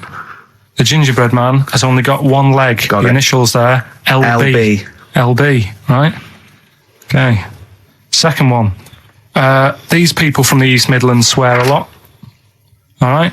These people from the East Midlands swear a lot. These people from the East Midlands swear a lot. The Okay. initials TTD. Right? And the third one, have a holiday in Italy. Right? So you've done three then? TB is the initials on that one. So quickly again, the first one, gingerbread man's only Yeah, I've got got that leg. one as well. I've got that LB. one. I got two. These people from the East Midlands swear a lot. TTD. And the third one, have a holiday in Italy. TB.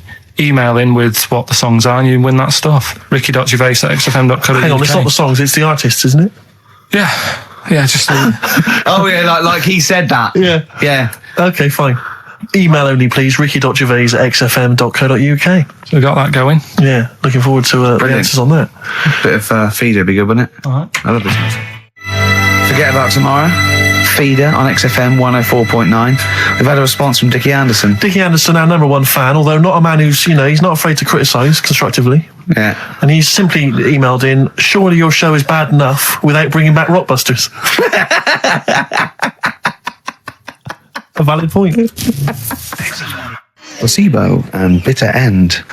I don't want to contradict you, lads, but it's not. We've got a full hour to go on the Ricky Gervais show on XFM 104.9. I am Ricky Gervais, the aforementioned Ricky Gervais, with me, Steve Merchant and Karl Pilkington. Rockbusters. Oh, ding dong. Oh, who's that? Oh, it's a posh bloke who doesn't care about poor people. Hello, posh bloke, what are you doing? I'm in my Rolls Royce and I don't like the homeless. Oh, posh bloke, don't be a... You want to do the satire? That is satire. Yeah. There's nothing like It's it. political as well. I'm getting in There's so political many. Don't things. even begin to show off. I was showing that some foreigners are funny. I got in the fact that, like, if you notice that Chinese people wear different hats to us. Yes. So that's political in a sense. Yeah.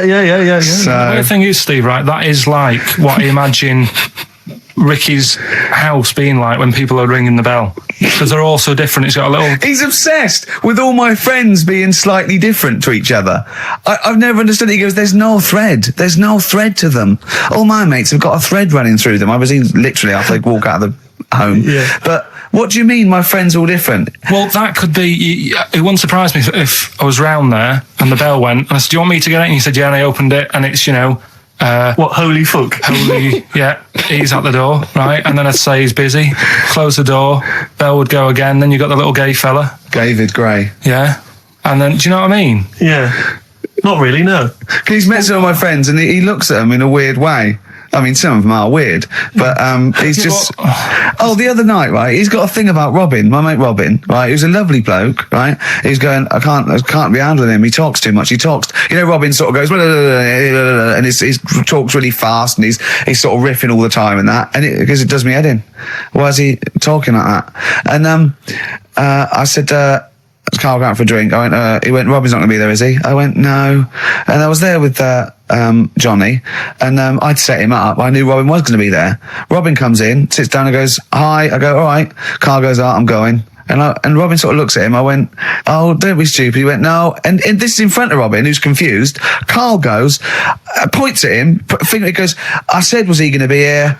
I don't like him. And Robin just... it was unbelievable. It was unbelievable. Appalling. It was unbelievable, Steve. And Robin sort of looked like really genuinely sort of upset. He goes, well, shall I go? I went, no, don't. And Johnny went, oh, Carl, he's a lovely bloke, right? And Carl went, well, no, I'm less annoyed at Robin now, who's done nothing. No, of course. Than you. And I went, look, just have a chat. He goes, no, it's not worth it. And Robin was going, right. I go, Robin, stay. He went, no. And I made him stay. And in the end, they were getting on, weren't you? Well, yeah. In the end, I can't believe. What were you thinking, Carl? What kind of a despicable man are you? That's why am I of the all bad the one? things you've done. Hang on a That minute. is terrible. Why am I the bad one when it's Ricky's fault that we were both there anyway? We all understand. But it's the a public rule is place. You don't say to someone in front of them, "I don't like this person. I'm shooting off." I don't think I said it like that. You said exactly like that. Yeah, and he was like genuinely confused, and he was sort of like sitting there thinking, "Oh, do I have to take this? What have I done?" And he was upset anyway. He just done a show that didn't. You are one of those typical Mancs who are arrogant and they swagger around the place like, I don't need anyone. And I'll tell you this: if you ever lose Suzanne, you are going to be one lonely man. I'll tell you, because you make no effort to maintain your friendships. You say these sort of things that he's saying to you about Liverpudlians, and I'll tell you what, I've never met a Liverpudlian as rude as you. You're like the Oasis brothers, Larry, loud, rude. No, but I said uncivil. no. Robin's all right. I had a chat with him. He was a bit quieter the other night. He was fed up. I said if he's fed up all the time, I'd be happy. I said He's fed up because you've just insulted him. And he said he was all right. He didn't talk much. I said when he was upset because he'd been in the show and he said, well, tell me next time when his family dies, we'll have another drink. I don't know what you're like, Carl. I don't know what you're like, mate. You are I just think you're. The more I get to know you, You're the more not a I good hate mate you. with him. You would like taking the fun out of his little thumbs that he's got. Yeah, but that's my squeezing his head to you, isn't it? I've got different mates with different parts of the body. Yeah. I like to squeeze your head. I like to look at his thumbs and that. It's weird, because I was thinking of doing a bit of educating Ricky. Yeah. Right, I'm always looking for stuff, learning stuff as well as doing the other job on that. Yeah. And when we went out with Robin, and What does this mean to anyone? Yeah. I'm just having a conversation about people they don't know. Go on. well, it's enough, innit? His name's Robin. He's got really small thumbs, right? He looks a bit like Millhouse, doesn't he? That sums it up. He's like Elephant Man. You know what you get in there, right? Robin, he's got little thumbs, right? So I wonder if he's listening. I wanted to do some research, and I thought, I wonder if there's anything on small thumbs, right? I found something. Do you know the saying, rule of thumb? Oh, is it an inch? Well, do you know what the saying Oh, means? is it hitting your wife with a stick? Yeah, Okay, apparently. come on, explain. Well, rule of thumb, do you know what that saying means if someone says... Kind of, yeah. Well, it just means A rule of thumb, it's a general rule. Yeah, exactly. Yeah. Right? Well, where it actually came from is years ago, husbands weren't allowed to sort of clout the wife with anything. What was it like in the past? I know, You yeah. couldn't clamp your missus. With anything wider than your thumb. The stick had to be the same, no bigger than your thumb. I know, So a bit- so a big Robin bloke- could do no damage if he went out with anyone. Although his is wide, he's got a little thumb like a little knob, isn't it? It's like it's truncated because it starts off normal. It looks like he's had his big toes put on his hands. Does he have to drink a pint with two hands? Yeah. And he's dropping stuff all the time. Can I just go back to the rule of thumb thing, though? The idea. What date was this? I'm not asking Carl. I'm looking at Ricky because you're not going to have any idea, Carl. It's just going to be the past. Yeah. But I like the idea that I think it's the same sort of day where, I don't know, you got hung for being homosexual and you could shoot I a just love Welshman. the idea that there's blokes beating their wives with shovels, logs of wood, and someone's gone, hang on a minute, everyone. Hold on, this is wait crazy. a minute. Let's have a look at your thumbs. What can we do? Wait a minute. We've got to have some kind of rule here. I'm all for beating your wife, but let's have some kind of rule. Let's give him a sporting chance, Yeah. surely. He goes, well, I'll say, well, what about you can hit her with the width of your thumb? And the wife goes, make it the width of his knob. I go, no. He no. slaps her again. Yeah. Width of your thumb. All right. Better? Yeah. It's like it's like I always remember seeing in the swimming baths. There used to be those signs that would say no running, no jumping. Yeah. That makes sense. No bombing. Fair enough. No petting. No petting. It's like you're not allowed to kiss. In Yeah. the swimming Yeah, baths. well- And I love the idea that it's probably some kind of lifeguard who sort of maybe saw his ex-girlfriend getting off with some bloke in the water and thought, Yeah. right, Right. there's no petting anymore in here. What do you mean? No petting. You're not allowed to kiss her or no one. You're not doing this just because you No, used to go... nothing. There's not a problem. Okay. Not a problem. Just leave and don't kiss. You want to swim, but don't kiss. There's no petting. Did you just write that on in Yeah. yourself in biro? Yeah. No. What's this no fiddling downstairs in or out the swimming pool? No.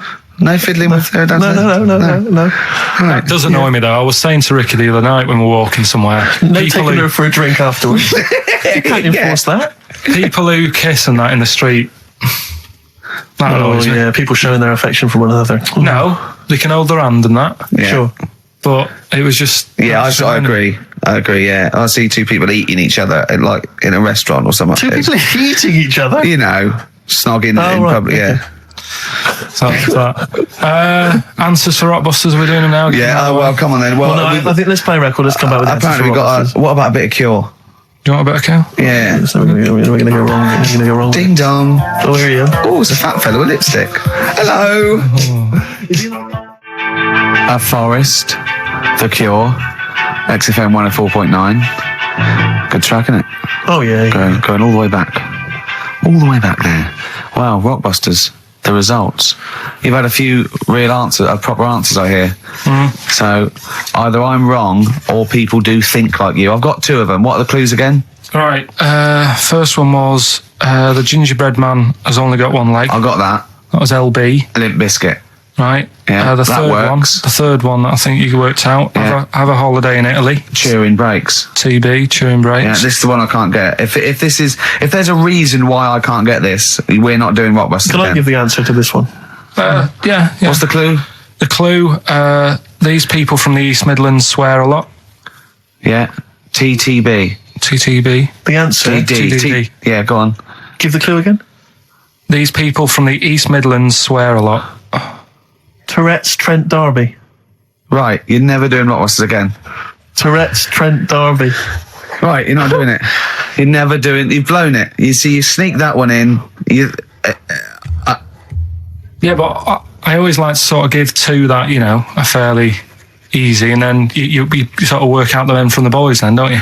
Yeah. Well, I mean, if I'd have done a character called Tourette's Boy, friend of the little Chinaman, and it went, ding dong, oh look, it's Tourette's Boy, friend of holy fuck, holy fuck, you'd have been annoyed. Do you know what I mean? Oh, who's your mate, Tourette's Boy? Holy fuck. You'd have been annoyed, wouldn't you? Is that a character from Lenny Henry's show? I can't remember whether it's Chris Moores or Lenny Henry. Yeah, one of them.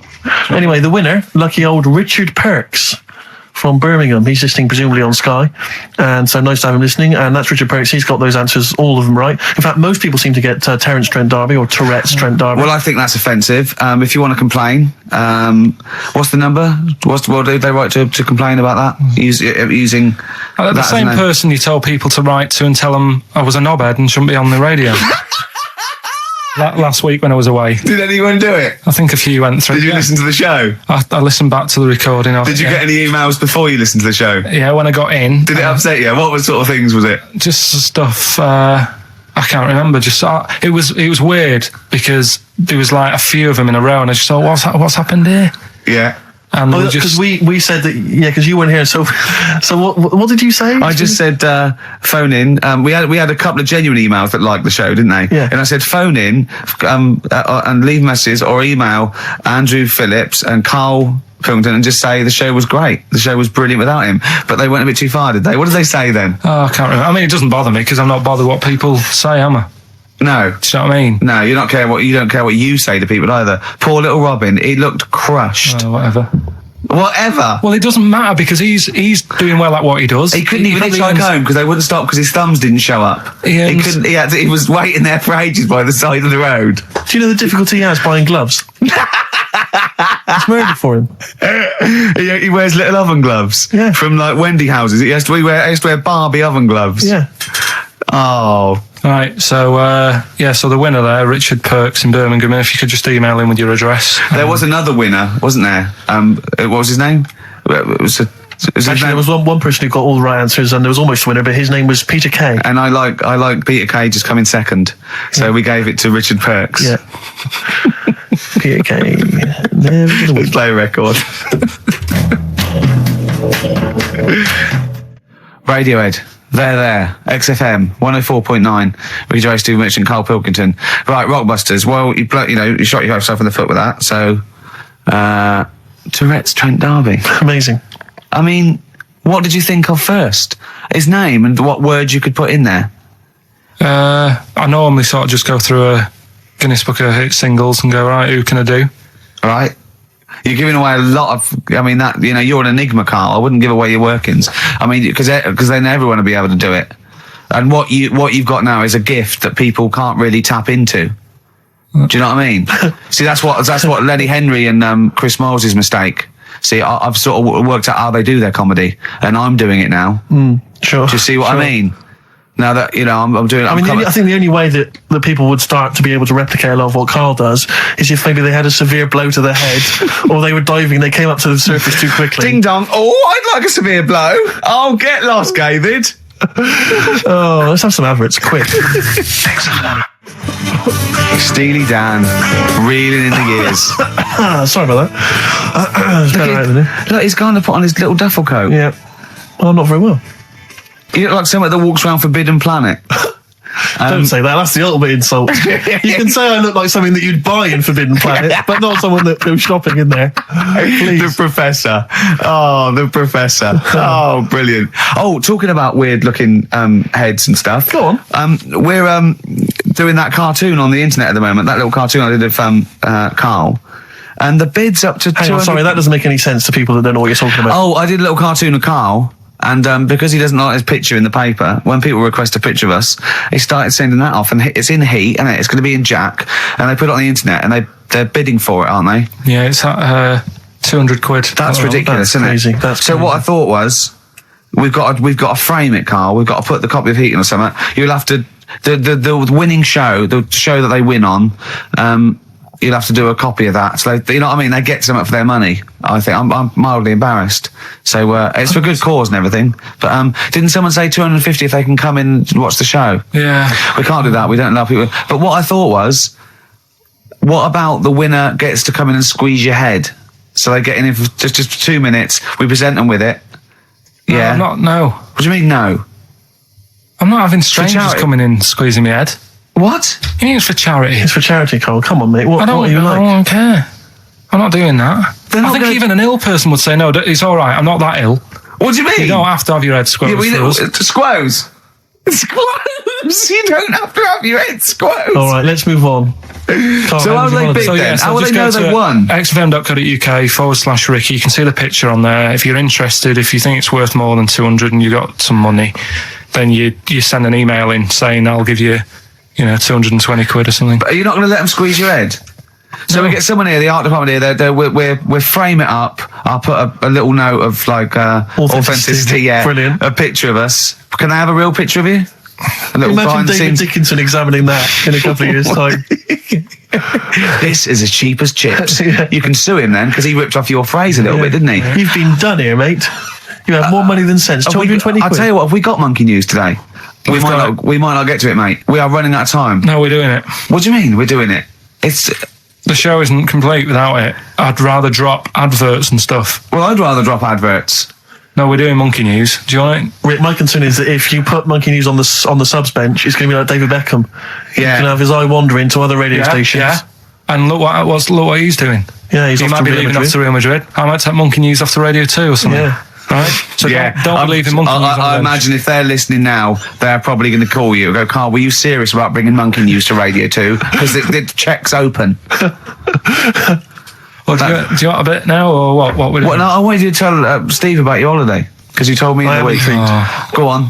Steve, I mean, bad idea. I had a feeling anyway about going away with like Suzanne's mum and dad, because I've never been into sort of family holidays anyway, right? Even when you see it, whenever I've been on holiday and you see like families on planes and that, and they're all having a laugh and a joke, loving it, and then on the plane going back, you can see that they've gone off into groups, and like, you know, the dad isn't talking to the daughter and all that business. So I thought, asking for trouble, but you know, I do everything once. Do you know what I mean? Boxing, dancing, going on holiday with parents and that. Yeah. Give it a go, see how it goes, right? So Not your A-levels, but fair enough. it started off. It started off bad, didn't it? Because last week I told you that you know, our dad called us up and said, you know, I want to take some tea bags with us to Madeira. Yeah. What's the best way of packing them? Yeah. Right. So I knew there was going to be problems like that, because the thing with Suzanne's family, right? They like having a routine. They know what they're doing every day. They know what they're having for tea every day. It's the same thing every week and stuff like that. Yeah. So I thought this is going to be interesting, this, because they can't do what they normally do. Sure. I love it. I love you treating it like an experiment. Yeah. Right. Just watching them all the time. So the first problem was they'd never flown before. So I was winding them up a bit. Saying, it's murder. It's really horrible. You know, plane goes all over the place. And my mum had done some research saying, well, I've been reading about it, and Oh, she got a funny accent. more people, there's more chance of me being killed on a donkey than there is on a plane. So I upset her. I said, right, Especially when we if you get go to there, Spain. I said, when we get there, let's see if there's any donkeys on the beach. Yeah. Right? And she didn't like that. So, Oh, what? To joke about you hoping she died? yeah. Oh, what's up with her? Right, so we get there, and you know, they see the villa and that, they're quite happy with all that business, right, with all that stuff. And then as time went on, I was getting a bit sort of fed up with them being around us all the time, because Yeah, sure. I think you should have your own time when you go on holiday with the family. You should say, right, you go off and do your thing, we'll do our thing, and we'll meet up later and talk about what we've been doing and stuff. Anyway, so it gets to like the Thursday. We've been away since Monday, right? And I said, right, we're going out tonight. So our mum says, yeah, we'll come with you. I said, no, it's just us. We're having a bit of time on our own, right? Is it true you said to her, you told me this, you said to her, you started to annoy me, I want some time on my own? Well, I just said, I told her at the start, I said, it's going to be interesting, this, because people annoy me when they're around me a lot. Sure. So I wasn't nasty to her, I just was saying people, not her. All right. Do you know what I mean? I'm just saying, you're going to get on my nerves. So, You hailed a donkey for her. so no, but seriously, right, with the flying, do you know those stockings that you can get because of deep vein thrombosis? Sure. She had them on in the cab. Brilliant. And it's only a 2-hour flight as well, so that was annoying me. Right, so anyway, it gets to this, you know, the Thursday night when I'm going out with Suzanne, and her mum's like sat on the sun lounger outside. So where are we going tonight? I said, no, like I said, it's just us. We're going out having a bit of time to ourselves. So I could see as the day was getting on, she was realising that she's got a night in with like her husband, right? Her face started to like look miserable. Sure. I thought, I'm loving this. So I said, right, I'm going in to go and have a shower, go and get ready for the tonight. It's going to be great. And winding them up, wind them up because they can't come, because he said they can't. Right, so I go upstairs, have a shower and that. I come down, and a man's smiling. Oh, hang on. So I'm thinking, hang on a minute, what's gone on here? So I went to Suzanne. I said, "Why is your mum smiling? She's not coming." She said, "No, but my dad said he'll take her out now." So in a way, she was happy because she got her own way, which had annoyed me. That annoyed you, sure, because you wanted It's to... like, Well, you don't even want her husband taking her out. Well, it's just the fact she didn't want to go out. She was happy to stay in and have sausage, egg and chips that they'd found from some shop that sold English food. Right. So that's almost like what they do if they're at home. Sausage, egg and chips. So she was happy with that if we were staying in and having that. But because we were going out, she was fed up. Right. So she's smiling. So she's going, "Yeah, I'm going out now." So I said, "Well, enjoy yourself." She said, "Where are you going?" I said, "Well, it doesn't matter, does it? You don't need to know." Sure, Because you're yeah. not going to where we're going. "Oh, you just don't want us to be in the same restaurant." So yeah, that's right. I said, "I want a night out on my own with Suzanne. It's our holiday as well." I don't know. I can talk to you about Amazing. this. This is not even his own parents. This is someone else's parents. These are the parents of the woman he loves. But even Suzanne sort of agreed with me. There's only so much time you can spend with your parents. That's why you leave. That's why when you're ill, you don't go home to them. Yeah? Yeah. Because the slight difference between me and you, Carl, is that not everyone in the world annoys me. Well, not everyone does. Just... I can see what I felt a bit guilty that week when he said I was annoying him, but I realise it's not my fault now. No, everyone annoys him. Yeah. So, yeah, it was an all right holiday. It was good to get back. Brilliant. Won't be doing it again. So. No. And what now would you say is your relationship with Suzanne's parents? Is it a frosty one? No, I just think they know that I don't like to put up with them for a long time. Yeah. I mean, when we were packing, a man was upset because, like, she really liked the place where we were staying, right? Because it was quite a big villa, because there was a few of us. There was a brother as well with us, right? Yeah. So, our mum said, "Oh, I love it here." She said, "I'm definitely going to book this place again." I said, "It's a bit big for two of you, isn't it?" Just being sarky, like, we're definitely... I said, because, I won't be coming again. You're like, I don't know what you're like, Carl. You're a monster. You're an absolute You want to monster. be able to go, I says, that speakers are fine, I says, and gibbered what the wibble. Yeah. And never the way will slap. You're like a middle-aged man. You're like an old man. You're like an old man and you're what, 30? I'm just imagining you scraping along in clogs and a flat cap going, "Oh, that tree's got to come down." Yeah. Puncturing a kid's ball if he kicks it into your garden by mistake. Yeah. Refusing to give it back. Yeah, gather round. Yeah, there were once Chinese kid as hairy as that cow, which is weird because there's not many Chinese people that are hairy, but this one, I tell you, it were back in 1990. Grandad, are you eating a Twix? Well, that's you too, with or without you, but we've got to cut it a little bit short because we're actually running out of time. It's so jam-packed, this show. We've got monkey news on the bench. Carl just remembered, we've got Cheeky Freak of the Week to fit in. I don't know what to do. What's your Cheeky Freak of the Week, quickly? Just throw that away. Right, well, it's just like, we look at cheeky freaks. Is this show offensive in any way to some people, do you think? Ding dong. Got any buns? Oh, it's the Elephant Man. Go on. Right, well, it's a bit of a problem for you, this one, Steve, right? I'm chucking it forward to you. Remember the Cheeky Freak of the Week that we were talking about? That illness where people age quicker? The 5-year-old girl that was older than her mum, and he said to you, what, if you ran off like you wouldn't serve her fags and beer? And you went, no. He went, why not? And you went, because it's a 5-year-old. Yeah. Right? He went, oh, she's got enough problems. Give her some fags. You remember that, don't you? Sure. Yeah, right. So another dilemma for you, right? Picture this. You're running a restaurant, right? Door goes, right?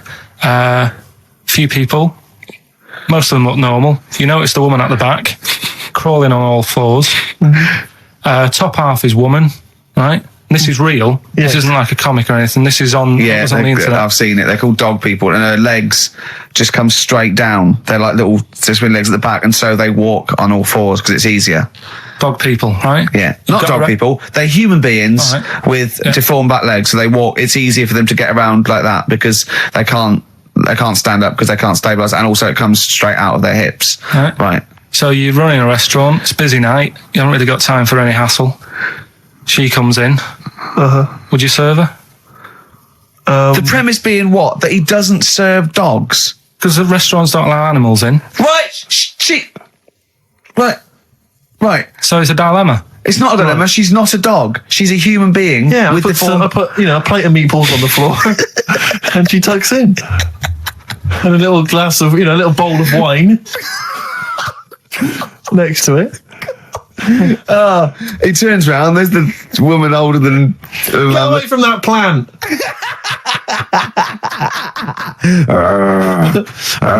Is service included? Oh, dear. Okay, so monkey news, please. All right then. Let's hear the jingle. Oh, chimpanzee that monkey news. Right. Now, before And again. Go on. Oh, chimpanzee that monkey news. Brilliant. All right. Right. Before I went away, I told you about Alfred. He was the monkey where there was a robbery going on in a bank. And then he nicked the robber's loot and backed out with a gun. Yeah, He sort of stole, he robbed the robber, didn't he? Yeah. Did he take his gun as well? He took the weapons. He took all the weapons. There was like a couple of robbers. He managed, because they were so amazed that a monkey was coming in. It was like, Don't talk shite twice. Right. Anyway. So anyway, got a follow up to that. Okay. Now, what was that monkey's name? Alfred. That was Alfred. So anyway, because a lot of people wanted to know, well, what did he do? Did he go off and have a holiday? Did he? No. Right, so the follow up is, what happened is the monkey had the guns, had the cash, which was $250,000. Sure. Right. It went back to the zoo. Right. All right, Carl, you're talking shit. Ricky, I get angry with you when you won't let him finish his monkey news. Right. Can we just get out the official Imagine thing? if people were interrupting Trevor McDonald. It wouldn't happen. I want to make sure I don't get anything wrong. No, of course not. So check the internet. So the monkey goes back to the zoo, right, where all the zookeepers come out and go, get him. He's got the guns. Yeah. He hands out a couple of guns to his mates. What? His monkey mates? His monkey mates. So they've all got a couple of guns each. Oh, Carl, Steve, I can't, mate. I cannot Just stand it. let me- Honestly, I want to scream. Please, I really get annoyed with you. They tried to do him a deal. They said, how about if... I'm going. Tell him that. I'm Right. going. No, I can't. Step out for a minute. Okay, we'll just do it. Look, don't listen, step out and I'll paraphrase what I hear for you when you come back in. Step out. Now, please, I need to hear the end of this. This is monkey news. This is important stuff. Right. Right, Ricky now has left the room. He cannot bear to hear, which is surprising to me. Right. So anyway, they've got the money and they say to the zookeepers, how about we give you some cash? Yes. And they go, Sorry, hang on. Sorry, the zookeeper said that to the monkeys. yeah. Right. No, the monkeys who have got the £250,000 Right. say to the zookeepers, we'll sort you some money out if you let us go. Sorry, the monkeys say to the zookeepers, we'll give you some money. Yeah. You don't see any problem with that? Right, listen. Okay. It's nearly finished. Right, I'm listening out there. This is ridiculous. Go. What do you mean the monkeys say? What do you mean the monkeys say to the They zookeeper? were probably holding the money out, like kind of going, look, we'll do your deal. Right, okay, come on. And what happened is, I think they were happy with that. I think they left, and that was that. They wanted to get out of the zoo because they didn't like it in there. There's the thing. Right, I don't. Just have a look. Right, Carl, think. Right, how did they get out in the first place? This one. Just let Steve have a... So why did he go? So he went and robbed. He thought. What? He knew there was going to be a robbery that day, did he? He might have been getting some money before they went to escape, and then that happened, and they had more money. They might have been withdrawing some stuff out. What do you mean? If he was planning on leaving the zoo, he's going to get his savings. What are you talking about? What have you read there, Steve? I've got a feeling this is a review of one of the Planet of the Apes films. I think it's Escape from the Planet of the Apes. I'm not certain. It could be Beneath the Planet of the Apes. Right. What? I mean, Carl, think. Please think. Right. So this monkey, right? He leaves the zoo, right? So he leaves the zoo, which he can do presumably. What? They leave him the keys or what? They're chatting to him. They might as well. He goes to a bank. What's he thinking of doing? Sees a robbery, probably by chance. He probably wasn't tipped off, was he? Or has he got one of those police scanners? Probably got one of those police scanners. Well, I think he was going to the bank to get a mortgage to build I think he wanted an extension, didn't he, on his cage? Think of that. And so I love the fact that he hands out the guns and they do a deal. It's honestly, you've got the best mind working on radio today. It's incredible. So the only person who makes less sense is Terry Wogan. Anyway. He goes up and down, I doesn't don't know he? what he's talking I about. can't understand his sentences because I don't know. It's like freeform poetry. Yes, I don't know whether it's the end of a sentence, in the middle, Sure. a new one. Yeah. Yeah. But Let's have the jingle again, a record, and then we'll probably have to wrap up the show, I imagine. that was, chimpanzee, that monkey news. Well, Mr. Stipe, I am not Kenneth, but I can tell you the frequency was 104.9. See you next week. I'm Ricky Gervais, man with me alive. Steve Merchant and Karl Pilkington. Do you think that when Marconi invented radio, this was what he had in mind for it? Yeah, 2 hours of absolute. See you later. I would like to apologise for my son's behaviour. He is a filthy little who's been a for most of his life and treats me like a So, Doris Stokes, right, Yeah. is dressed like a dominatrix, Yeah. right, and she's dripping hot wax Yeah. onto the naked torso of Arthur Millard. Yeah, of course he is. Right, Yeah. and he in turn is being pleasured, right, by Dusty Springfield. Dusty Springfield's not dead. What? You twat. Dusty Springfield's not dead. Yes, she is. No, she isn't. She is. Of course she's not. She's dead. Of course she's Of course she's not dead. Who am I thinking of? I don't know. Dusty Springfield's alive and well and playing with Arthur Millard. No, she's not dead. Oh, God. Well, excellent. Oh. It was going so well, wasn't it? Oh. I like the bit up until then, though. Yeah. I like the idea of her and Mullard Well, that's all true. in a farm. We can't do that anyway. Still, see, you can't do that on the radio, talking about that sort of Well, thing. I think I'll we tell should you what, forget though, this now. if we're going to pick on a dead person, Yeah. why pick Doris Stokes? I don't The know. one dead person you don't pick. I know. God. I'll have to convince her she's dead. But even in real life, she'd harness the powers of the dark side, so we don't really want her I know. on our, you know, She liked the dark side. getting on our That was her backs. favourite. She's getting on our backs. Don't get me started Well, on that. Oh, goodness me, it's just nothing but innuendo and Dusty libel. Spring, I don't believe It's it. libel. Play a record, We're in Gervais. trouble We're now. in trouble. Oh, God. You should have picked someone like Scylla, who is dead. Muff Shandy says turn it up. Earplugs are gay. Earplugs are gay. Hear what I say now. Earplugs are gay.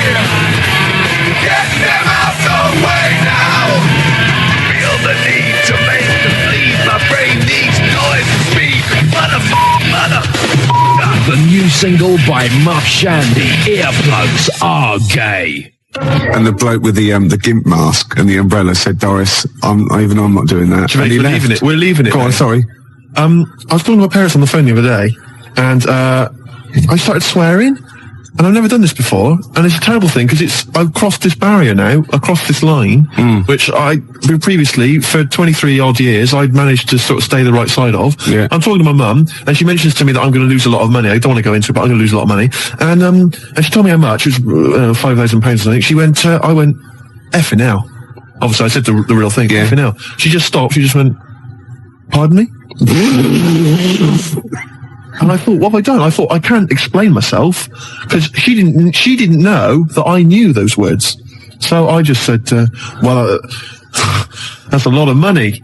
That got you out of it. That got me out of it. Yeah, But yeah. you know what I mean? That crossing that step. Yeah. It's quite a terrible thing. It's like, I look forward to the day when I can bring a girl home and say, look, I do know about sex. And twat.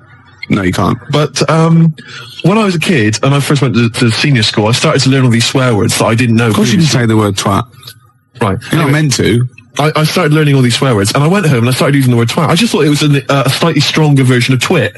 Yeah, You know, just it's a bit tougher for some reason. Yeah. And so I used to go around saying that, and I'd go, my sister would say, stop ruining my Lego, and I'd go, you twat. Yeah. And make your bed, Steve. No, you twat. I'd say to my mum, right? And I didn't realise what it meant. Right. And my dad, right, he didn't really know much about swear words, so he started using it as well. He started going, oh, you twat, Steve. And, do you want to clean the bath? No, you twat. And we just started using it all the time, right? Yeah. So then at school, Mark Johnson told me what it meant. Yeah. Right? Obviously, I'm stunned. I'm thinking I can't go around calling my mum a twat. Yeah. So I didn't. I just stopped using it. Yeah. Like that. Just stopped using it.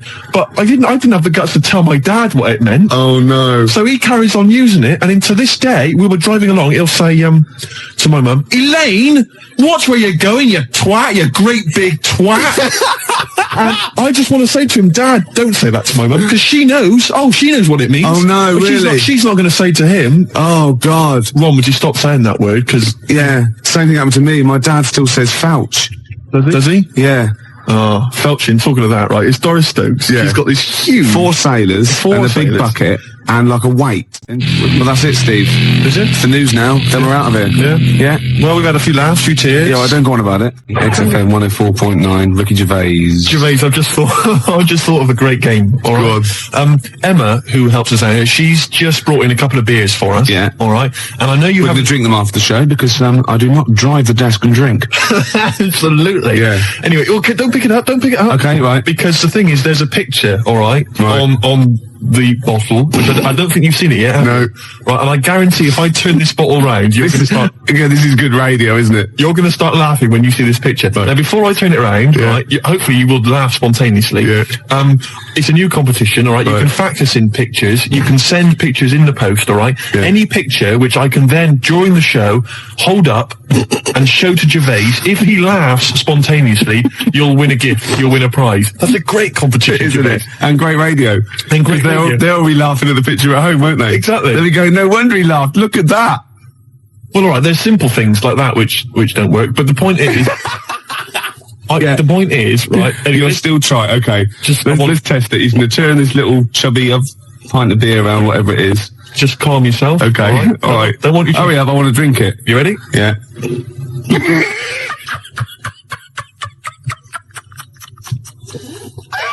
All right, play a record, Gervais. Oh, God.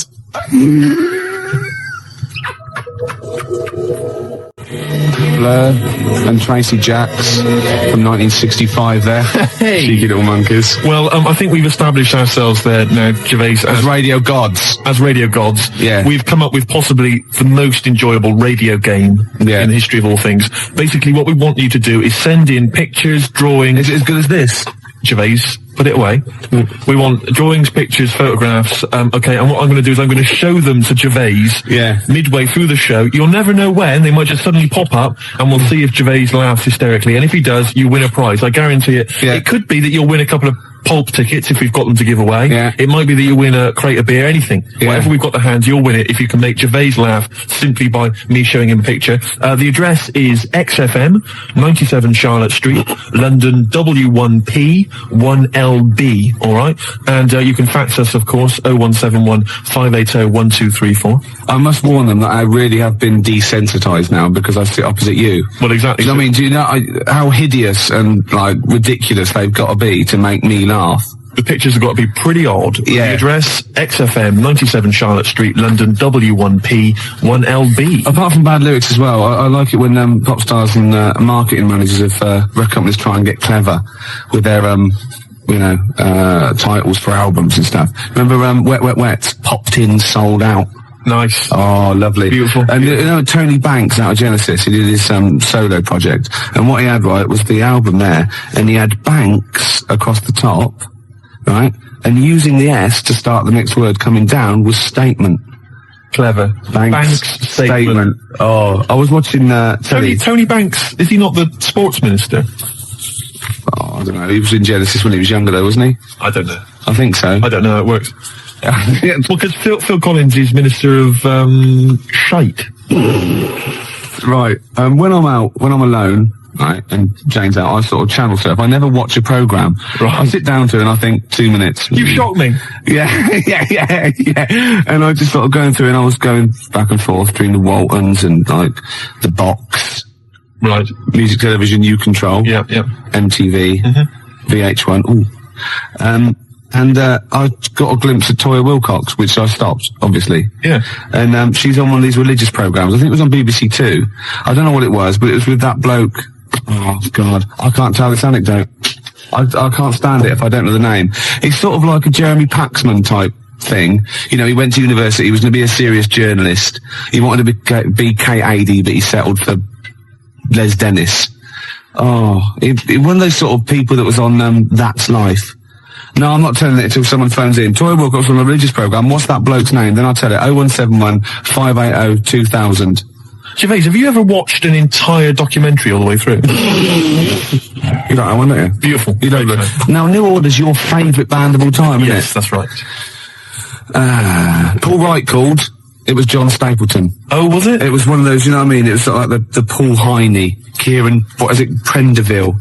and Chris Sale, all that sort of type of thing. You know what I mean? Right. So, and this was on BBC Two. And it's always one of those people, you're sitting with people and they go, oh, I went to university with him. I know. And they suddenly realise it's not a proud thing, you know. I know. Oh, and they just go quiet. It's never impressive, is it? It's never Prince. No, exactly. Or, I don't know, somebody really great and groovy. Yeah. It's never, I don't know, say Rick Astley. And then you start realising that you're around someone's house and they go, and he comes on, and you just don't say anything. Yeah. And then someone goes, didn't you go? No. No, I thought I did. It was the other one. It was Chris Sale. Did you go to anybody, at school with anybody from Michael Jackson? Did you? Yeah. Incredible. Yeah. Incredible. Yeah. Odd that. You went to school presumably in the States. No. He was in Reading for a lot of his life. Right. Yeah. Was he some kind of exchange program? Yeah. We sent them, Charlie Chaplin, funnily enough. Did you? Yeah. Did you? Took a long time for them to get round it. You know what the Americans are like. You're making this up. Yeah. Anyway, Toya's talking to John Stapleton, and I suddenly realised it's a religious programme straight away, because it was over in the church. Right? And nothing gets past you, mate. No way. Could be archaeology is us. So wait a minute, whoa. So people, Toya's on some religious programme. It's not worth it. John Stapleton. Yeah. Okay. And I'm just flicked through and I went, hold on, it's Toya. And he goes, it was very spiritual. She went, yes. And I realised she was talking about a wedding. She was going, it was very, very spiritual indeed. And he said, but no hymns. She went, no, we had silence instead. Silence instead. So now we will do silence number 3. It's 4.5 minutes long, so keep your gob shut. Right? And I think, oh, what is she talking about? He went, She went, people are scared of, that was Chris Eubank. Right? She said, people are scared of silence. Yeah. And then she said, the thing is, during silence, there's a lot of unconscious thought. What? You thought that you don't know you're thinking? He said, the last 3.5 minutes, I didn't think a thing during that. I better plug into my unconscious to find out what exactly I was standing up for 3 minutes, going, who's the women in the hats? What are we doing here? What a load of pretentious twaddle that is. Well, I've never liked Toya. I've never liked her. Oh, she's alright. That's all the more reason to hate her. No, I don't hate her. All those people that I just mentioned, they don't come close to Lenny Henry. I saw another bit of him doing his stand-up in America. Oh God, it's so nauseating. He's got another series apparently. Does anyone like Lenny Henry? Oh, well, obviously. It's a massive star. Does anyone listening to this show really like Lenny Henry? Yeah. Or is there anyone that annoys me more than Lenny Henry? I should answer that one, shouldn't I? Yeah. Do I win a prize? I think what you want to do there is you want to speak correctly. It's another simple thing, Gervais, which will help you out in your radio career. Oh no, I'm a Swerve Driver. That's 3 minutes 41. I've got to pick one. 7 minutes the news. Gervais, whoa. Before you move on, can I just tell you, because we talked about celebrities and going to school with celebrities and things. Yeah. I have a very famous second cousin. Really? Yeah, I'm going to tell you who it is in a minute. Really? Yeah. And I've got the best joke in the world. Have you? I should have been trailing that. That'd have kept them on their tender hooks. Why are they sitting on tender hooks? So we've got... What are tender hooks? I think it's tenter hooks. I don't know what they are, but I don't think it's... What? Okay. 0171. Who annoys me more than Lenny Henry? No one. You've won that one. So don't bother phoning him. But who annoys you, the listener, more than Lenny Henry? Yeah. Oh, that's a good one. Clever. Because then it's thrown it to them. Yeah, it's their opinion. Oh, simple thing. Excellent.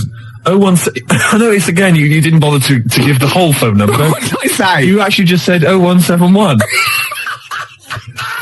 It used to be, as I recall, 0171580, which is about half of it, but no, just 0171 now. Oh, Swerve Driver. XFM 104.9, Ricky Gervais Show. Well, it's nearly over, but I have got a great joke, and we've got a simple rule here.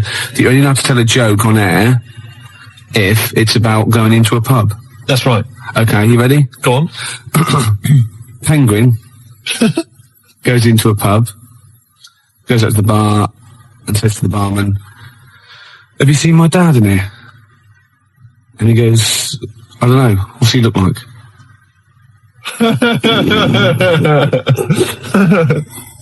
Yeah, no, it's not bad. It's all right. It's all right. I had a similar one about something going into a pub. I think it was a turd and a wig, but I can't remember what the punchline is. If anyone knows, 01715802000. Something about a turd and a wig. Gervais, I've also obviously got my celebrity relation, which I'll tell you about in a minute. That's right, then. Yeah, we've enjoyed ourselves. Oh, dear. Bald character, once drummer for Genesis, is more annoying. Who's lost this for? Smoked fish. Oh, what? What's this, Emma? That is What? tenterhooks are. Oh, what are they? Oh, tenterhooks are what? It's what smoked fish are hung from. Excellent. And bald character, that is, he's more annoying than Lenny Henry. Henry. Okay. Once drummer for Genesis, well, that's Phil Collins. You can't say that. Of course you can. I can say Phil Collins is more, it's a matter of opinion, isn't it? Yeah, but he said that on the phone. He said, please don't say that, it's a bit mean. Phil Collins is a deeply boring man. Anyone can say that. I won't say who it is who said it then. Okay. We've got out of it, haven't we? Joe Pasquale is less funny. Ooh, yeah, okay. Who's that? I mean, the point is that you can say that Phil Collins is a bold, boring man in the same way you can say Andy Peters is a raging... Gervais, Jilly thinks I'm adorable, apparently. Gervais, I don't think we've got time to really talk about this. Okay, what have we got to do next week? Oh, we can't say who your celebrity was, but I just thought we could phone in who you think it is. I mean, I've got a few ideas who your celebrity second cousin is. Your mum. Mr. Ed? No. Godzilla? No. The point is that this is a real celebrity, so, I mean, okay. Celebrity. So, I'm not making it up. It's not going to be as exciting as, whoa, it's Elvis or whatever. It's not that goofy, but it's still... they do share some of your genetic material? No, you wouldn't know it. Really? No, Normal? You will, yeah. Symmetrical? Really? A good-looking person. Blood reaching the surface? A good-looking person. Really? Yeah. Fantastic. They probably denied your existence, or they're obviously going to deny that they're related to you then, aren't they? Well, I'd say I tried to get some of their money. No. What else do we do? Send me some hideous pictures. Yeah, I'll just give the address again. XFM, 97 Charlotte Street, London, W1P. I've got to go to the pub. 4 o'clock again. Yeah. One computer's not working. Is it not? No, this all sounds funny. What's that one? Is that the one I listen to? Just press a few buttons. No, put it on there. What have you got? Desktop. I don't know. That's what these do. Is your mic working? Sorry, I got a bit of a cold. Oh, God, I had a big list of things to talk about as well. Did you? Yeah. Oh. No. Rocking from the Crypt. Oh, it's a good start. On a rope, yeah. Which is appropriate because we've got a little Gravediggers track to play later, haven't we? Oh, yeah. Called Suicide. It's one of my favourite tracks, Gervais, by the Gravediggers, but it has got a bit of bad language. Well, that's okay because you've played it to me a couple of times and I reckon I've got it off pat. Really? I'm going to be bleeping it out live. You're going to do a live bleep out? I should say, we usually have a few beers and we get throughout the show and I get steadily drunk, which is unprofessional. This saved a bit of time, turned up pissed. You turned up drunk today? Yeah, so it's weird. I'll tell you what. Well, I'll be honest with you, Gervais. Normally, if someone gets drunk, their speech begins to slur. Yeah. They talk rubbish. Yeah. No difference. No, with you. That's the beauty of it. Yeah. That's the beauty of being me. Yeah, exactly. How drunk are you? I had a little bit of wine. Did you? Couple of glasses? It's a lovely... I might get a little bit melancholy. What about the little baby kangaroos have to crawl all at their mums? I help them. Got a fax here for you, Steve, actually. Oh, lovely. Good news. It's from Becky. She's listening to us in bed. She's been a bit lazy. She's been on holiday. And she wants me to dedicate a song to dedicate it to Skanky Steve because he is an alien. And she's done a little picture of you, Slimy Steve. Isn't that lovely? And she wants me to play Subterranean Homesick Sick Alien by Radiohead. And that's sweet. So people do think of you. Lovely. And I got one from Laura, as I used to, says to Steve, you still sound as stupid as ever. You asymmetrical, asexual, rabid, anemic, flea-ridden deformity. Oh, see, you have got people thinking of you. See? Yeah. I'd rather they didn't. Baby Bird, and if you'll be mine, then I'll be yours. And Baby Bird was actually in this week with Claire. Was lovely, he? Lovely man. Oh, Baby Bird was it at XFM? He's very nice. Is he? He's got a beak and funny little claws. Oh, Rick. I know, it made me laugh. It was oh, my God, we're desperate. Used to be an we're egg. Desperate men, Rick, if you've got to resort to that kind of I called him Baby Bird, and he went, I've never been called that before. Which is bizarre. But there's a band called Baby Bird. He's called Stephen. Can you go to turn that down next door? All the time to a show. Music, it's Emma, it's not on. That's insane. I can hear a throb from the other room. Yeah. This is insane, Gervais. It's like trying to host a radio show. Yeah. And now he's laughing. Yeah. Oh, well, it's all, anyway, it's all going to be. we're going to play a track that you've brought in. That's right. Go on, what is it? It's a fantastic tune by the Gravediggers, part of the Wu-Tang Clan rap collective. Right, it's from their album. Not to be confused with the Wu-Tang Clan. That's a right. little shellfish. Yeah. That's into rap. Yeah, it swears a lot. Yeah, yeah, terrible, yeah. The track is... Got a muscle posse. The track is beautiful. You've probably heard it on the dance floor, maybe in some indie club. Yeah. 1-800-SUICIDES. Yeah. Now, I would stress, Rick, it has got a bit of bad language. I know. I mean, I've listened to this twice, and I reckon I've got it off pat. I reckon I'm going to pull the fader down to just the right places and go, okay? Right, you're going to sort of bleep it out. And if it goes wrong, so what? You know, that's real. People have a problem with swearing. I don't. Do you? No. I'm doing it because it's rules, and, you know, the great thing about we want to stay on air because, you know, we take our job seriously. We do. And, you know, I think we're sorry, excuse my French, bloody good DJs. Well, I think you're absolutely right, Rick. Yeah. Let me shake your hand. Yeah, all right. There we are. Yeah, A good shaking of a hand there. I love a bit of rap. That wasn't actually French. No. Was it? It's weird, that, isn't it? Pardon the French. People always say when they maybe say bollocks. Excuse my French, but le plume de ma tante. Hey, come on, language. We'll be learning a little bit of foreign language later. I've brought in Instant Yiddish by Fred Kogos. I've always wanted to learn Yiddish. Really? Yeah. Narishnik, foolishness. Some glick, some schlimmen, yeah, for better, for worse. So I'll teach you a little usage phrase like that, out of the old Instant Yiddish book. But first, what was this? Gravediggers. It's Gravediggers. They're keeping it real, they're keeping it raw, so there is a bit of bad language. Yeah, well, mine's raw. You've been keeping it raw? Yeah, of course I have. Right, I'm gonna have a go at this then. Alright. Right. Don't get nervous. No, don't, shut up. Right, I've got to play this. Shut up then. Don't put me off. I've got to concentrate. Bleep it out live. I will, yeah, shut up. Alright, is it going? Oi. Okay. Take it calm. Take it calm. Alright. Well done, Rick. No, it's very good. No worries.